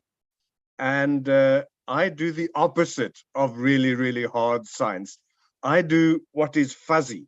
So computer scientists work in a world there where there is naught and there is one. And Bart Kosko, in a book called Fuzzy Logic many years ago, explained that for a computer scientist, there is an apple or there is not an apple. But from when you start eating the apple until you have eaten the apple, there's a whole lot of things that computer scientists are not interested in, because for them, there is an apple or there is not an apple. I work in that field in between the apple and the not apple. That's where the humans are. And I am really interested all my life in the humans and the technology. And so what I discovered quite recently, actually, is that we've lived in this world where many, many, many years ago, and this is the work of Yuval Harari. I will put these things in the chat if I remember. So Harari pointed out that thousands of years ago, about 30,000 years ago, until very recently, really, but starting about 30,000 years ago, we believed that nature was in charge. And we had all to be subject to nature. We had to listen to nature. We had to obey nature. And to show how well we were obeying nature, we would even sacrifice to nature. We would throw a virgin into a whirlpool, hoping that the water will continue or so. We really tried. Professor Sharif, I must thank you very much for keeping your face here. It is really nice to get some visual reaction and to see that it is working here. You know, it's I'm looking now, it's 5:45 in the morning down here. So it's quite fun to be so far and yet so close, both in time and distance to you over there. Anyway, so we thought that nature was in charge. Then came the Enlightenment in about the 1800s, and with that, the Industrial Revolution. And suddenly we discovered that actually we human beings can take charge. We can build machines, and with those machines, we can take charge. And that's what we did. And we started forming a very close liaison with the machine. And what Professor Suzuki has just shown us is how we were able to take that machine and train that machine and make that machine a part of us. Now, what we know from the movies is that when a human being and a machine gets connected in such a way that they are parts of each other, we call that a cyborg. And what's happening now is that we have the human beings and the machines connected all the time, even if it's just because we all have this device. And I'm not showing you the name, but anybody will know it's a Samsung. But because we all have that device, we are all connected to everything all the time. And so we learn from one another. And what's really been fascinating me, which is why I really liked the previous speaker's presentation, is that I'm learning a bit from this machine. But this machine is learning an incredible lot from me. And all it costs me is a little bit of privacy, or maybe all my privacy. Or maybe it's not costing me my privacy. Maybe it's costing me what I thought was my privacy. So that's just a little bit. So then the cyborg was running the world. And then something fascinating happened in November 2019, when nature staged the biggest comeback that any ruler of the world had ever staged before. As I said to you, many years ago, we had the whirlpool, the sun, the moon, we worshipped all of them. In November 2019, we started worshipping only one thing, and that was an invisible thing called a virus. And the virus said to us, I'm going to make you only one commandment. The Christian God has 10. Other religions have even more gods, but I'm going to make just one commandment. And that commandment is stay away from each other. And if you don't obey my commandment, I will kill just enough of you to scare the daylights out of you. And that was the commandment. And what happened was that every world leader ever, every religious leader, every person in charge everywhere in the world said, we subject to this new God called COVID-19. And then, because we are humans, we said, we're not going to do this. We are actually going to fight back. And what are we going to do? We are going to use the machines to fight back. And so what we did was we all went to our houses and we all started teaching online, and we started having online conferences, and we started using AI to start looking for a solution to the virus. And so we use technology in record time, quicker than it's ever happened before, to make an antidote to this virus. It took less than 2 years, and we were sort of back on top. So that was interesting. We have a virus attacking humans. We have humans using machines to counterattack the virus. And then what happened? The machines started saying, wait a minute, we're going to use the virus to attack the people. And so the machines, using their very careful algorithms, started saying, let's divide. This is how you rule. Remember the system, divide and rule. And the machine said, we will rule by division. And they divided us into the vaxxers and the anti-vaxxers. And they divided us into the Trumpists and into the anti-Trumpists. And they divided us into the conspiracy theorists and the anti-conspiracy theorists. Why? Because they were looking for the new currency. And some of you will tell us that once upon a time we had gold as a currency. And then we had the markets as a currency, where you could have the financial market and that decides which way you go. And then some of you will tell us that our current currency is Bitcoin or digital currencies. But ladies and gentlemen, we've shifted beyond Bitcoin as a currency. The only currency we have at the moment is the currency of attention. That's what we crave. And the machines want our attention. And so the machines split us into two camps, so that this camp fights with that camp, and there's the attention that the machines get. And what do they get from that attention? Data.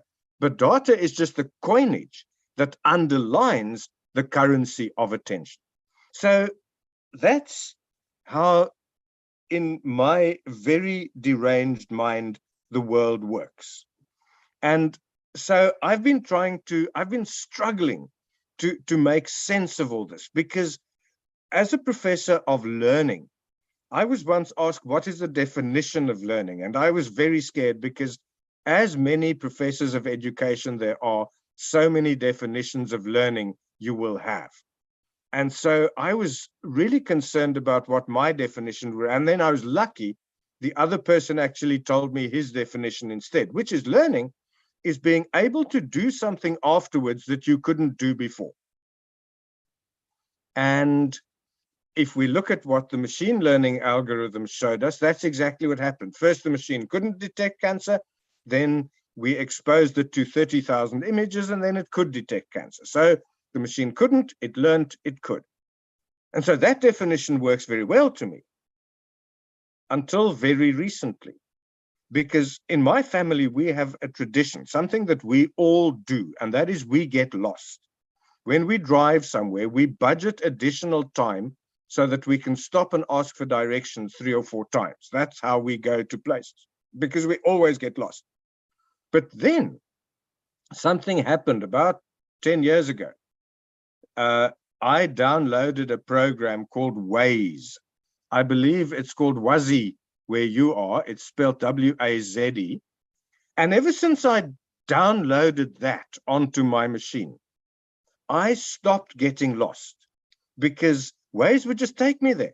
It would take me there with the prediction of 1 minute over 30 minutes. Say, you'll be there at 7:29.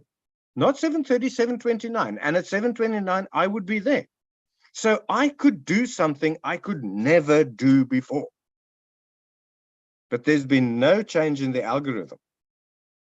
And this was problematic for me. This made me lie awake at night, which is, I thought learning meant that you make a change in your brain. But here, I just put a new app on my phone, and now I can do a whole lot of things. And then I discovered through, and I remember his name in a while, but I discovered that I'd been looking for learning in the wrong place. I'd been looking for learning between my ears. Whereas in fact, learning moved. Learning no longer sits between my ears. Learning sits between our ears. So because Waze has been learning where I go, it can take me more easily to where I want to go. Because Waze has been learning where other people go, it can tell me where the traffic blocks, the roadblocks are. Because Waze has been learning a whole lot of other things, it simply means that the whole system is what is learning. And so that then changed my mind, and I thought, but how do we describe this system? And then I came across the work of Deleuze and Guattari. Prof, you can share a presentation if you wish. Yes, I will when I get to actually the time where the presentation is. I'm still doing the bit called introduction. If somebody could just put in the time when I must stop as well, because my talks work like an antenna. I can pull them out and I can push them in again, depending on what's happening. So if somebody can just put in the chat what the end time will be that I'll know, then I can plan ahead a little. But yes, I'm going to share. I'm not going to share a presentation because I decided that I'm an enemy of PowerPoint. So what I will be sharing instead is my journey, and I'll be showing you some random things in my mind. So what happened to me is I discovered rhizome theory from Deleuze and Guattari. And rhizome theory was about 1990. And to show you rhizome theory, let me share my screen now so that the journey can start. So if you want to know about rhizome theory, and by the way, if you ever tell anybody that I did this, I will deny it. Even if you play them the video, I'll say it was a deep fake. And I must share this screen with you. Great. I'm sharing that screen with you. And just share for sound too. I'm sharing this screen with you because I'm wanting to show you what I did when I wanted to know what rhizome theory was. So I went to Google, I typed rhizome theory, and I found Wikipedia, and it told me what rhizome theory was, and it told me the principles of the rhizome, and there they are. And it also gave me all sorts of interesting pictures, which you would have seen had you gone back when I typed rhizome. Isn't this fun? So rhizome theory is this whole idea that the world is not a branching tree. So if you think about when you started working at whatever place you worked at, you had to do this thing called orientation. And you sat in an office or you sat in a lecture theater, and the chief of personnel came and he put up a branching tree diagram. And at the top, he put the CEO. And if it's a university, at the top is the vice chancellor. Then under him is the provost. Then there is the student, the president of the student council. Then there is the entire administrative staff. And then right at the bottom, that's where the professors are. That's how universities work. You can see. So they always show that. They actually put the professor somewhere else on that map, but this is what I'm trying to explain to you. It doesn't matter where on that map the professor is. In truth, the professor is right at the bottom working on the line, packing the apples, because you get yourself a new little apple that hasn't studied before. You put a wrapping around it, you walk him across the stage, the apple gets a gown on, and it walks on the other side of the stage, and it is a doctor. And then you, the professor, take the next apple and you start the polishing and wrapping process, and over it goes. So what I'm trying to say is what Deleuze and Guattari was saying is this branching tree does not explain how the world works. In fact, the only thing for which a branching tree is useful is that it tells you who signs your leave form, because that's the person above you on the tree. Anything else doesn't work because you have connections way above and beyond and around those various aspects on your tree.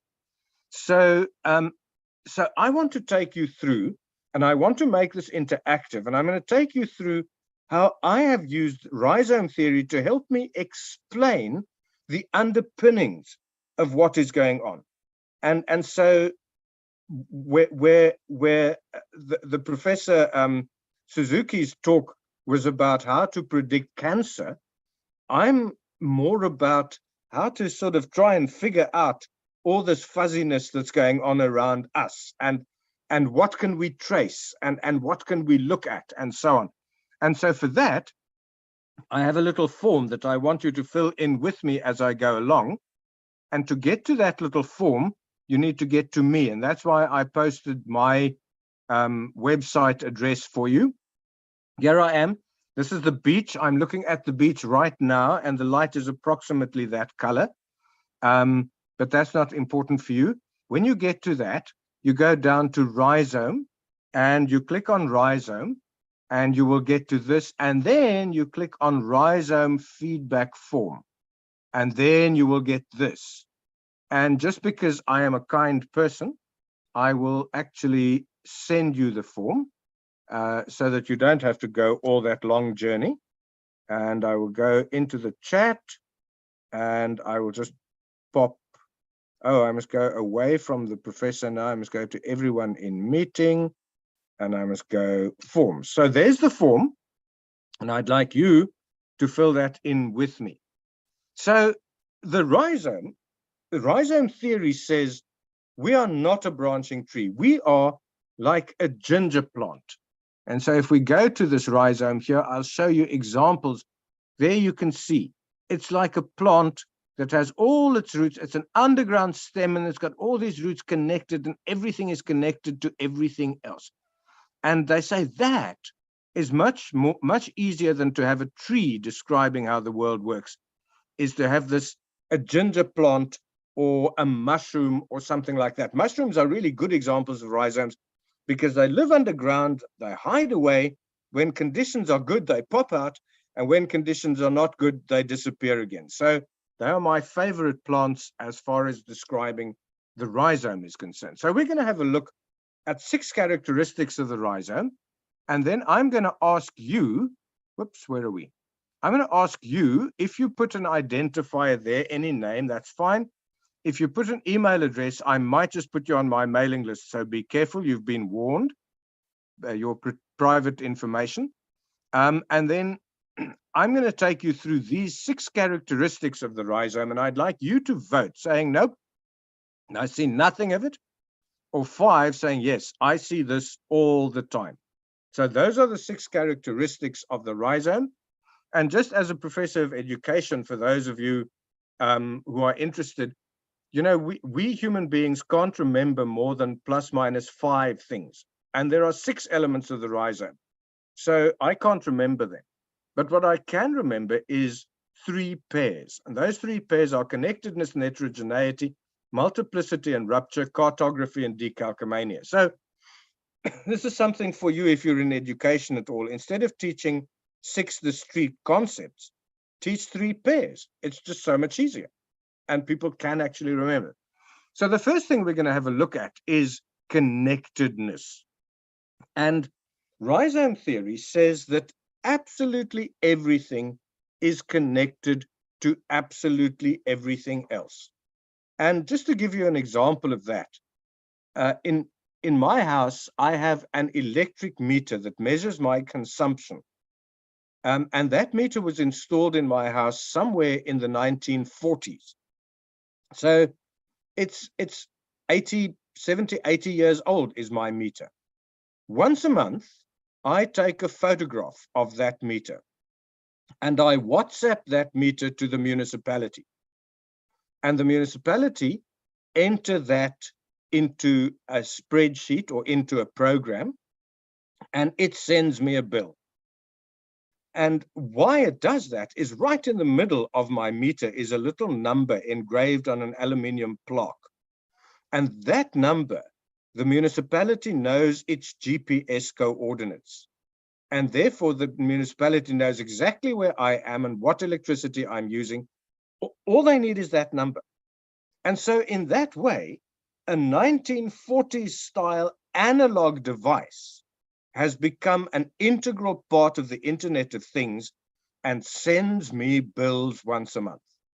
The mind boggles the power that the Internet has given a very simple ancient machine. It now rules at least about 10% of my life is ruled by a little analog machine that deviously works with the municipality.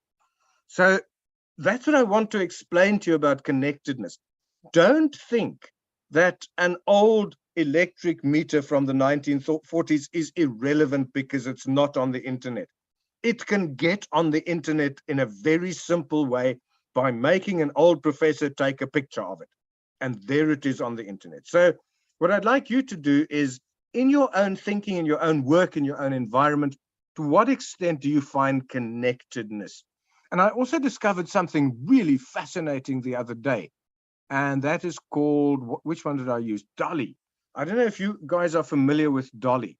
So Dolly is drawing software. It's much the same as this. So what we could do is, I actually set something up here with Dolly. I looked at connectedness. And let's ask it to draw us a picture of connectedness. Come on. Oh, I've reached the end of my history. I can't do anything more with Dolly. So that's all right. I've just shown you this one anyway. So this is what I drew for you using AI. I just typed the word connectedness in, and that's what I got.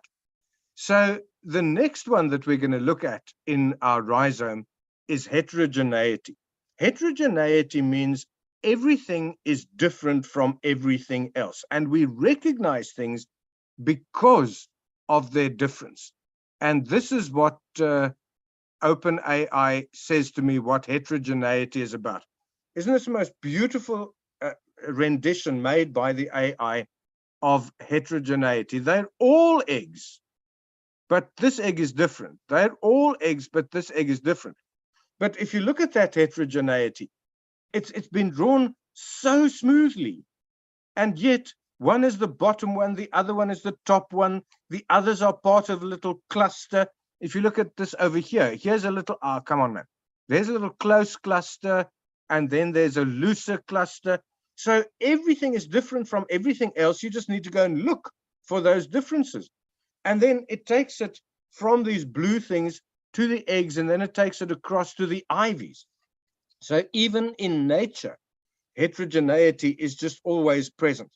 And so again, my challenge to you is, to what extent are you noticing, and are you exploiting, and are you looking for the differences? And one of the things one has to remember with connectedness and heterogeneity is that they are connected. You can only connect things when they are different. You can't connect the same thing to the same thing, then there isn't connection.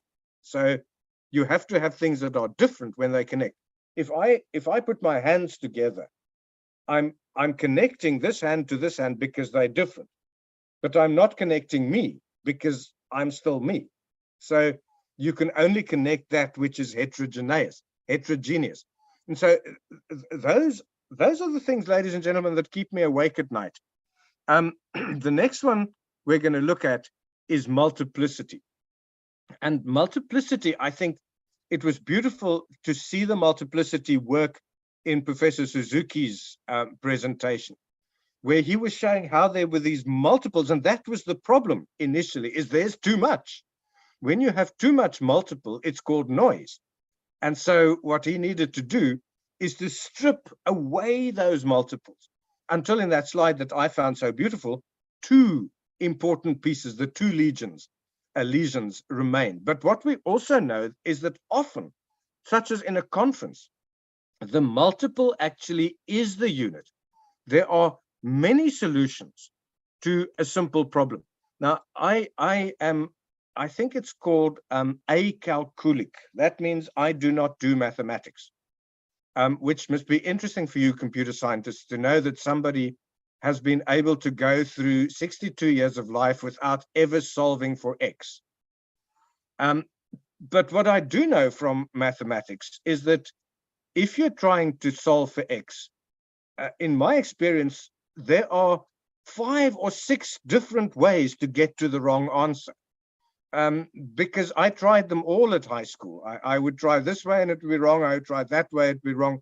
So the multiple becomes the unit. And it's something that I found fascinating right in this current 21st century thing where we are now, that there was so much discussion at my institution about whether we're going to standardize on Zoom or on Teams or on Skype or on Google.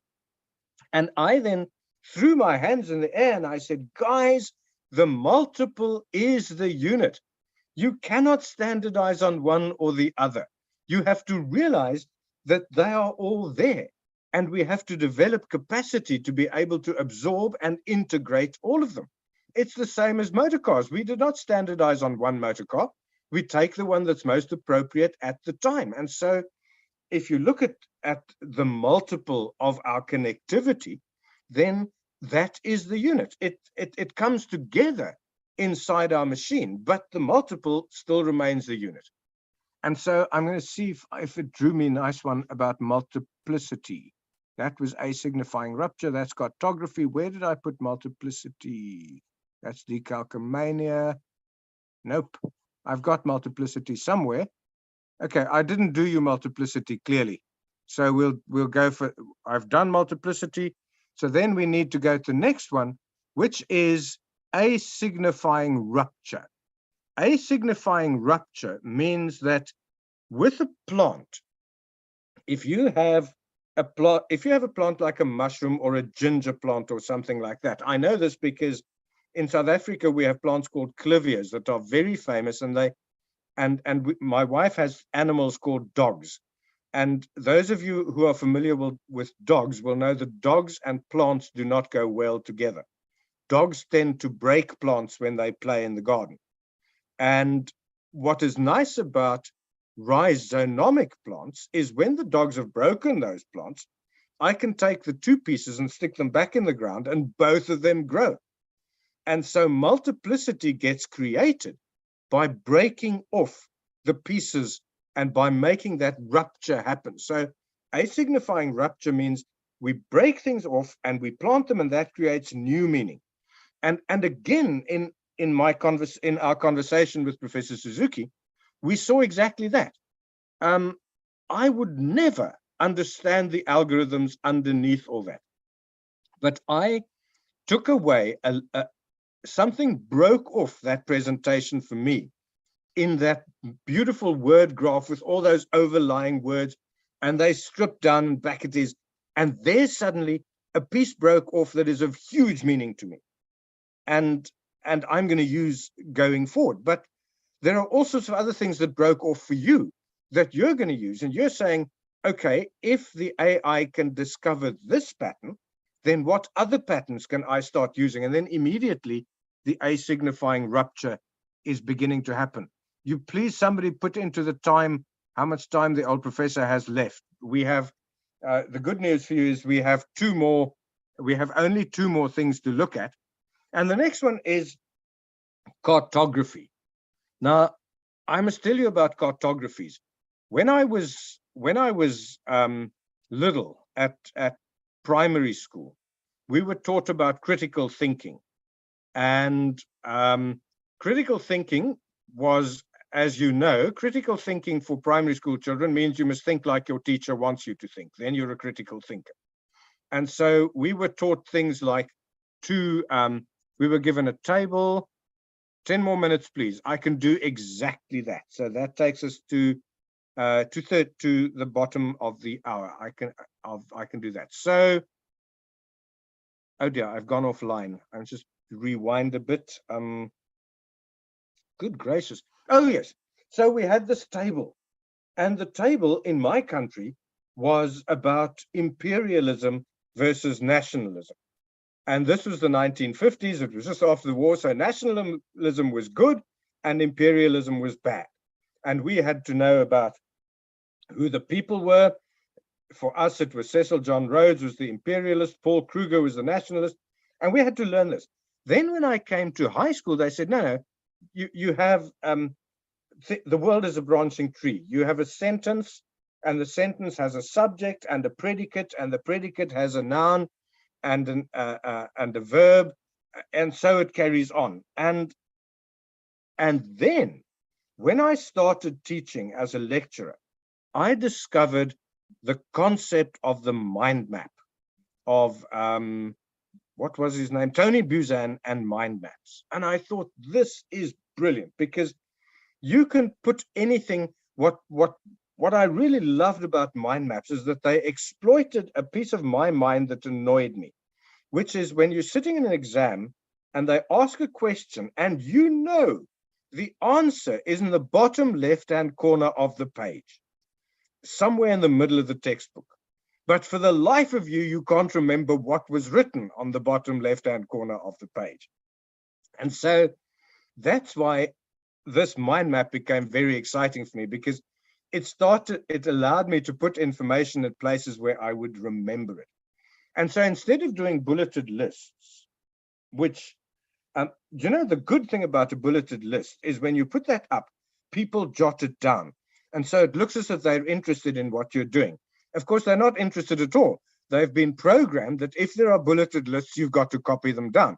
So it makes you feel really good as a speaker, so you make bulleted lists. I thought, no, this doesn't work. I should rather use mind maps. And so I would draw a map on the board. I would put the heading of the topic in the middle, and I'd really take the paragraphs headings and put them on the sides, and then I'd refine it and refine it and refine it, and there would be a mind map for the kids or for the learners. And then I discovered that when I looked around, they had all copied down my map. And so here's the problem. I had a map because I made the map. They all had tracings of my map. And that makes no sense. They should have maps, not tracings, because every one of us makes our own map. And so I'll quickly just go to cartography. There's the cartographies. And it's interesting. This is just AI that drew these pictures, by the way. I just typed into openai.com, draw me a picture of cartography. And look what it does. It gives me an old-fashioned map, then it gives me a regular map, and then it gives me people standing in relationship to one another. And that's what cartography is about. Cartography is about plotting the relationships between things. And therefore, each of us should be drawing our own map. And that's the joy of a cartography. It's how we draw our own map. And so how I did that in my teaching is that I don't get my students to put the heading in the middle. I get them to put their own photograph in the middle. And then they've got to link to things that they believe is important to them. So I would put myself in, let's talk about town planning. I would put myself in the middle, and now we're talking about planning of towns. So one thing we would look at would be urban or rural. Is it a big city or is it a small town? In my own case, it would be rural. I live in a very small town, about 500 houses, but I'm about 20 minutes from a big city. So there's the tension between the two. So I would draw that on my map. Then we could look at services, and we could say, well, services would be street lighting. Do we have street lighting? Well, in the entire city, we have street lighting, except in my village. Why? Because we are poor? No, because we are rich. We can afford our own lighting, solar lights that switch on and off only when required. And we like to see the dark at night. And so now can you see that my cartography and the cartography of the poor people who live 3 kilometers away from me is two completely different cartographies. I don't have street lighting because I have money to pay for light. They don't have street lighting because they don't have money to pay for light. So their cartography, their map, and my map of the same subject, town and regional planning, is a completely different map. And then the last one I want to look at, I'm hoping that you've voted now already, that you've got your connection, heterogeneity, multiplicity, rupture, and cartography, which means we draw our own maps. And it's been really interesting for me to go back in my own research trajectory. I've been told that I must get re-rated as a scientist, and I've got a week in which to write up my entire research history for the past 8 years. And to look at that map is fascinating to me. So, and then the last one I want to look at is my favorite word in the whole world, and that is called decalcomania. Now, decals, we all know, decals are tiny little pieces of paper or degradable material that have designs on them. And then you put water on that and you put it on your hand, and it transfers the picture from the paper onto your hand or onto your bathroom tiles or onto your fancy cups and saucers or so. They're all little patterns that you can apply somewhere, and then you can take patterns and make patterns of the patterns. And so when I asked him to draw me decalcomania, that's what I got. So there's the pattern. Can you see how the pattern is repeating on this strange little animal? He's got those little ribs at the back, and then they come across, and you've got the little ribs at the back and so on. But what's also fun is if you just type into Google just the word decalcomania, and you can see I've done it so often already, and you do an image search, there's what you get. And these are the ones that we remember as kids, the little sort of ink blots. And there you can see another one. And they're all just endlessly repeating patterns that just go on and on and on. I'm going to show you the one, if I can find the Singer sewing machine at the bottom here. There we go. Here you can see how decals are used. There's one leaf, and there we put the other leaf. And we simply put these little decals on and we stick them down. But here you can see these endlessly repeating patterns. And to me, that is the essence of education. It's the essence of rhizome theory. It's the essence of science. And again, there I connect so well with Professor Suzuki, is our ability and our desire to recognize endlessly repeating patterns.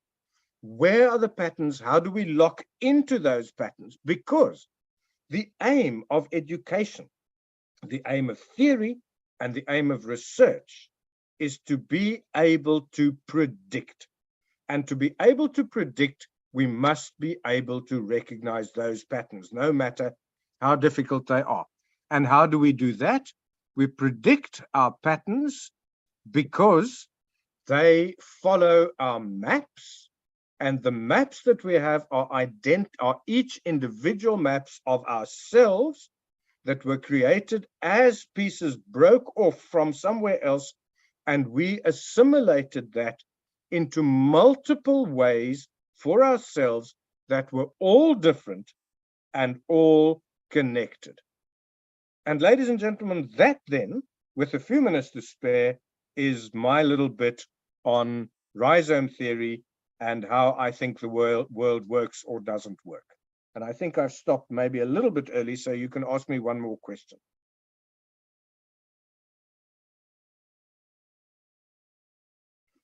And that is it. And now what I'd like you to do is click on the vote button, the submit button at the bottom. And while you do that, I'm going to open this. And you can see here, I started this little graph in 2014. In September of 2014 is when I started doing this plot. And here you can see what's happening. We're saying all of us believe that we are connected. And I think that with what happened since COVID, we have been more connected than ever before. We still believe in the heterogeneity. We go right down, but cartography is where we're bad at, because we still try and batch process.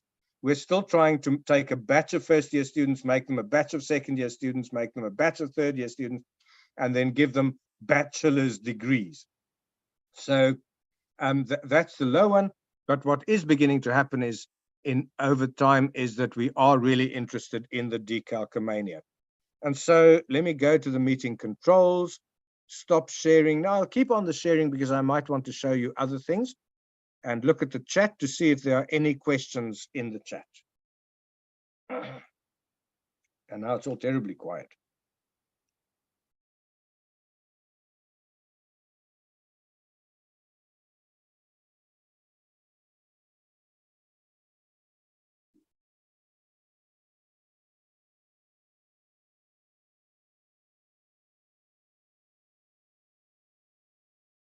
Okay. There we Okay. go. Thank you, Professor Kronji, for the marvelous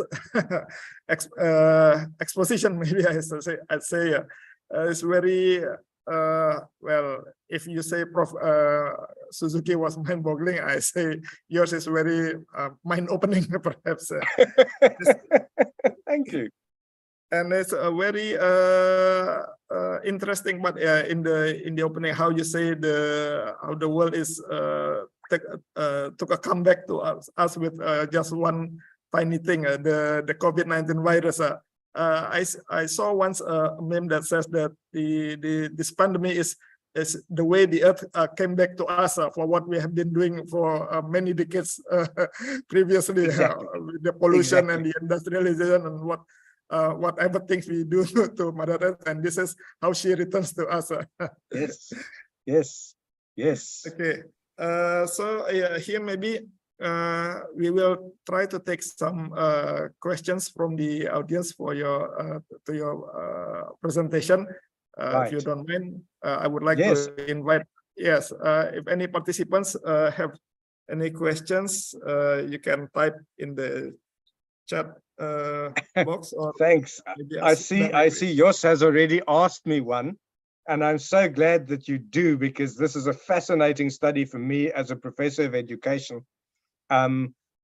He says, just curious, since you use the tools, what's your opinion on AI generated images such as DALL-E and Stable Diffusion?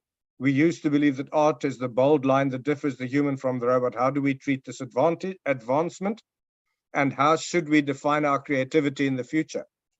I think what I showed you, let's go back there. We as human beings are still the creators, or we are still the critiques of this. I couldn't decide on one of the three because I wanted to show you all three. And so my contribution then is that I generated these images and I selected them. And that's always been. Now, you will remember when you were a small person, you would go to the supermarket, you would get a project that you must bring pictures of ice cream.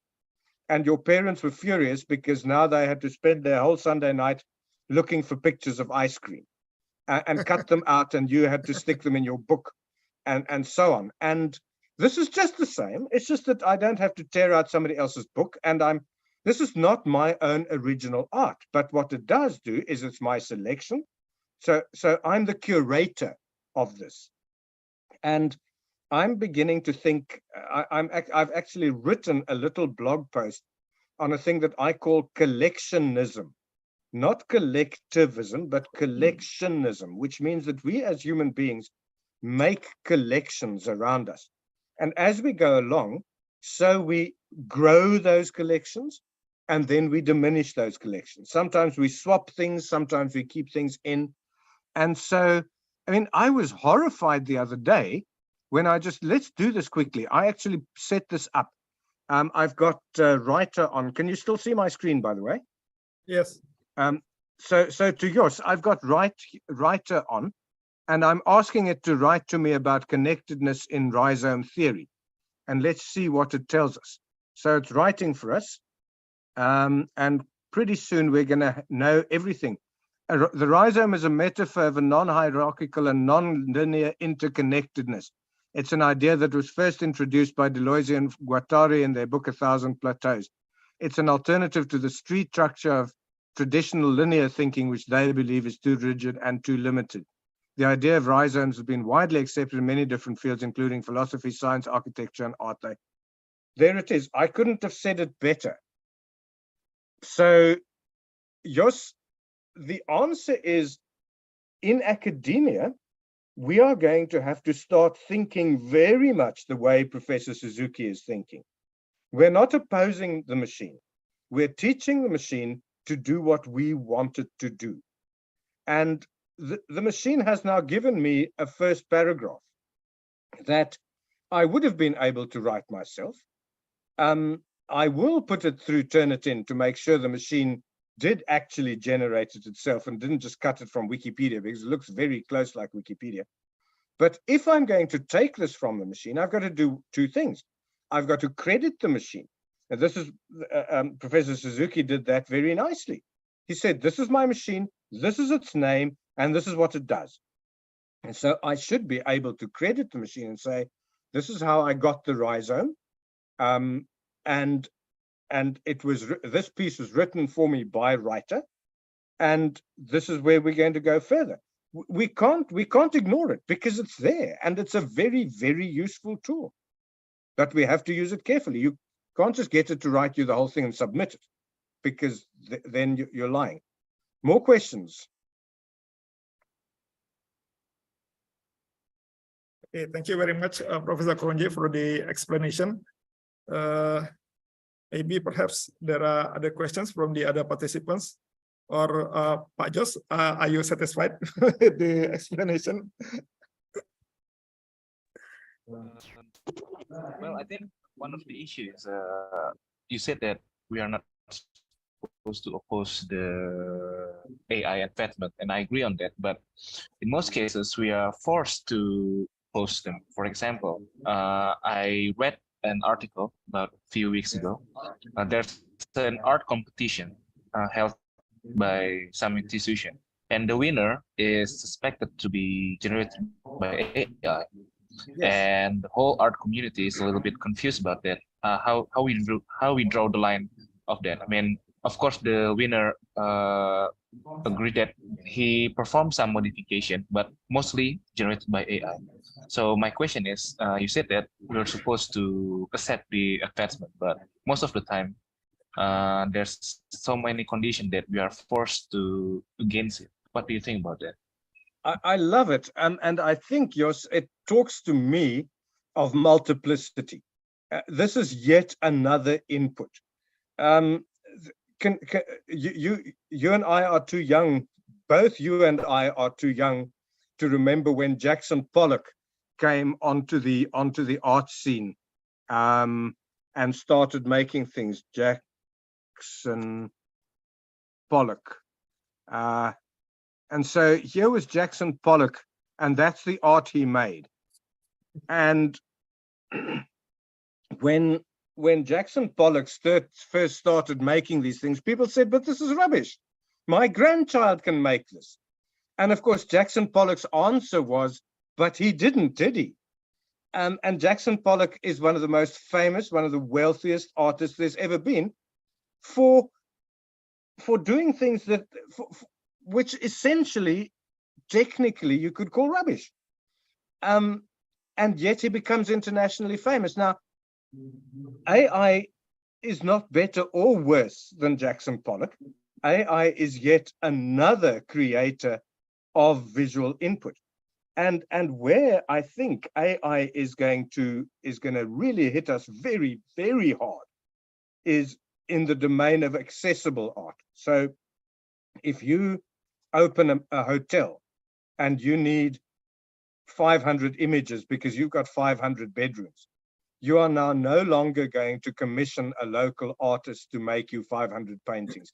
You are going to generate 500 images and stick them on your walls. But what did you use previously? You used the cheapest artist you could find. What you had on your wall was not art, it was pictures. So the question, I think, again, the question is that it lies with our interpretation. It's what is the value? Because if you buy a Van Gogh, you're buying somebody's really bad pictures of sunflowers that don't even look like sunflowers, and I can have them drawn much more prettily by AI. But that's not what I'm buying. I'm buying the anguish of the man who cut his ear off. And that's worth millions. So it's the backstory, it's how you wrap it, it's the whole thing. What the AI makes is and let's take that back to Professor Suzuki's. He's made a machine that can see things that are interesting. The value of his machine is that he's saving lives. And so we need to look at what the value is and where we find that value statement. Hey, this is fun for a Tuesday morning. Okay, thank you very much, Professor Kronje. So I see it's what you explain is we cannot ignore the context, or as you say, the background story, and which in the end it's how things are related to one another. Is the rhizome of things, perhaps, that what makes Exactly. it different. That's what makes it beautiful or ugly or scary or whatever. Exactly. It's how it relates to how it relates to the other stuff or the other concepts or the other events, perhaps not by what it is on itself. Something like that, Professor Kronje, from what I Exactly. get. I must show you a thing that I made that might help you in that. Oh dear, now it's gone away. Let me find it again. I'll just put it on my screen for you. So this is a student of mine who took my rhizome theory. It took a little paper that I wrote. I might send you the link later. So he had to make an analysis of a social network, and he had to look at people, purpose, policies, and computer systems. And so under connectedness, he looked at what he could then write in there. He could analyze this whole community by saying, what are the people? How are they connected? What is the purpose of their connections? What are the power struggles within those connections? And how do computer systems help or hinder that? Then he looked at the heterogeneity. How were those people different? What was the purpose? How did they use those differences to get to themselves, etc., etc.? So this would become a very useful tool with which you can then analyze any product, anything, to get to what you're saying, Professor Amir, about the context. This little tool that my student made gives us a very valuable type of context.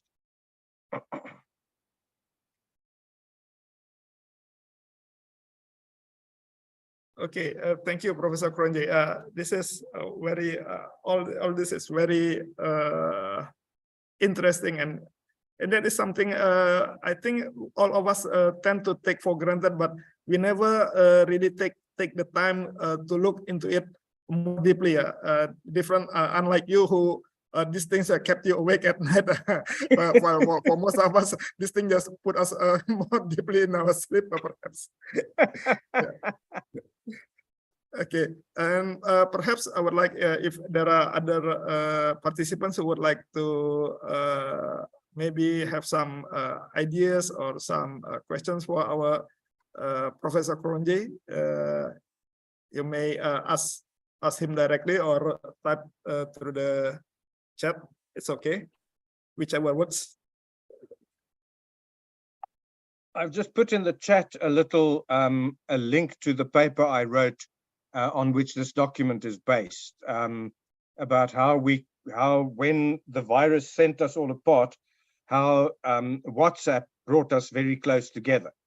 As that tension between being forced apart and brought together by WhatsApp and this document. So I just shared that for you. If anybody's interested in reading it, it's in the chat. Okay, thank you very much, Professor Kronje, for the share. I believe this would be very beneficial for us to contemplate on. Okay, one moment.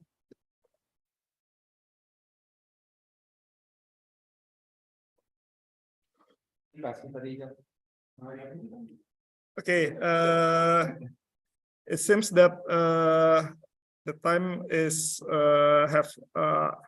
yeah, unfortunately, time again is what sets us apart. I still enjoy your presentation very much, and I would really love to be in your classroom. Maybe sometime it would be very fascinating, I believe, to follow one or two of your class. Very mind-opening, I think. Okay. Thank you.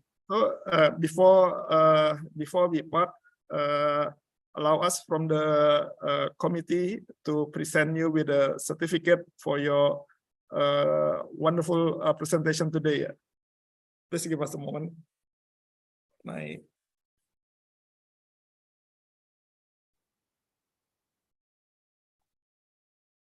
Okay, so there you are, Professor Kronje. Please accept this certificate as a token of our appreciation for your wonderful presentation today, entitled A Post-Human Look at Post-Pandemic Research in the 6th International Conference on Computing and Applied Informatics, ICCAI 2022, A New World of Research, Sustainable Research in a Digital World.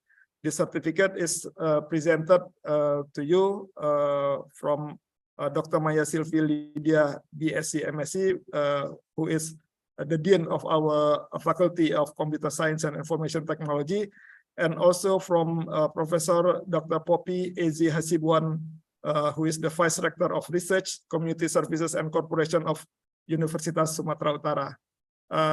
We really all thank you for the wonderful presentation and for the wonderful material that you help us to open our minds more wide. And we hope next time we can have you present physically here in Medan, Sumatera Utara. Okay, thank you, Professor Kronji, for the time and the presentation. I will give back the floor to the Masters of Ceremony. I'll see you again in the future, I hope, Professor Kronji. Thank you very much.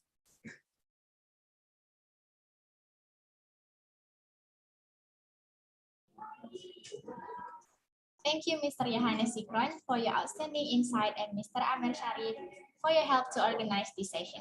Ladies and gentlemen, we have reached the break session for our main event. The next event is parallel session, where we invite our presenters to present their work. Detailed schedules are available on our website. We kindly invite all the participants to join this virtual meeting again on 1 p.m. During the break, we will keep the chat open. Should you have questions or requests for a parallel session, feel free to put it on the chat box, and one of the committees would be happy to fulfill your request.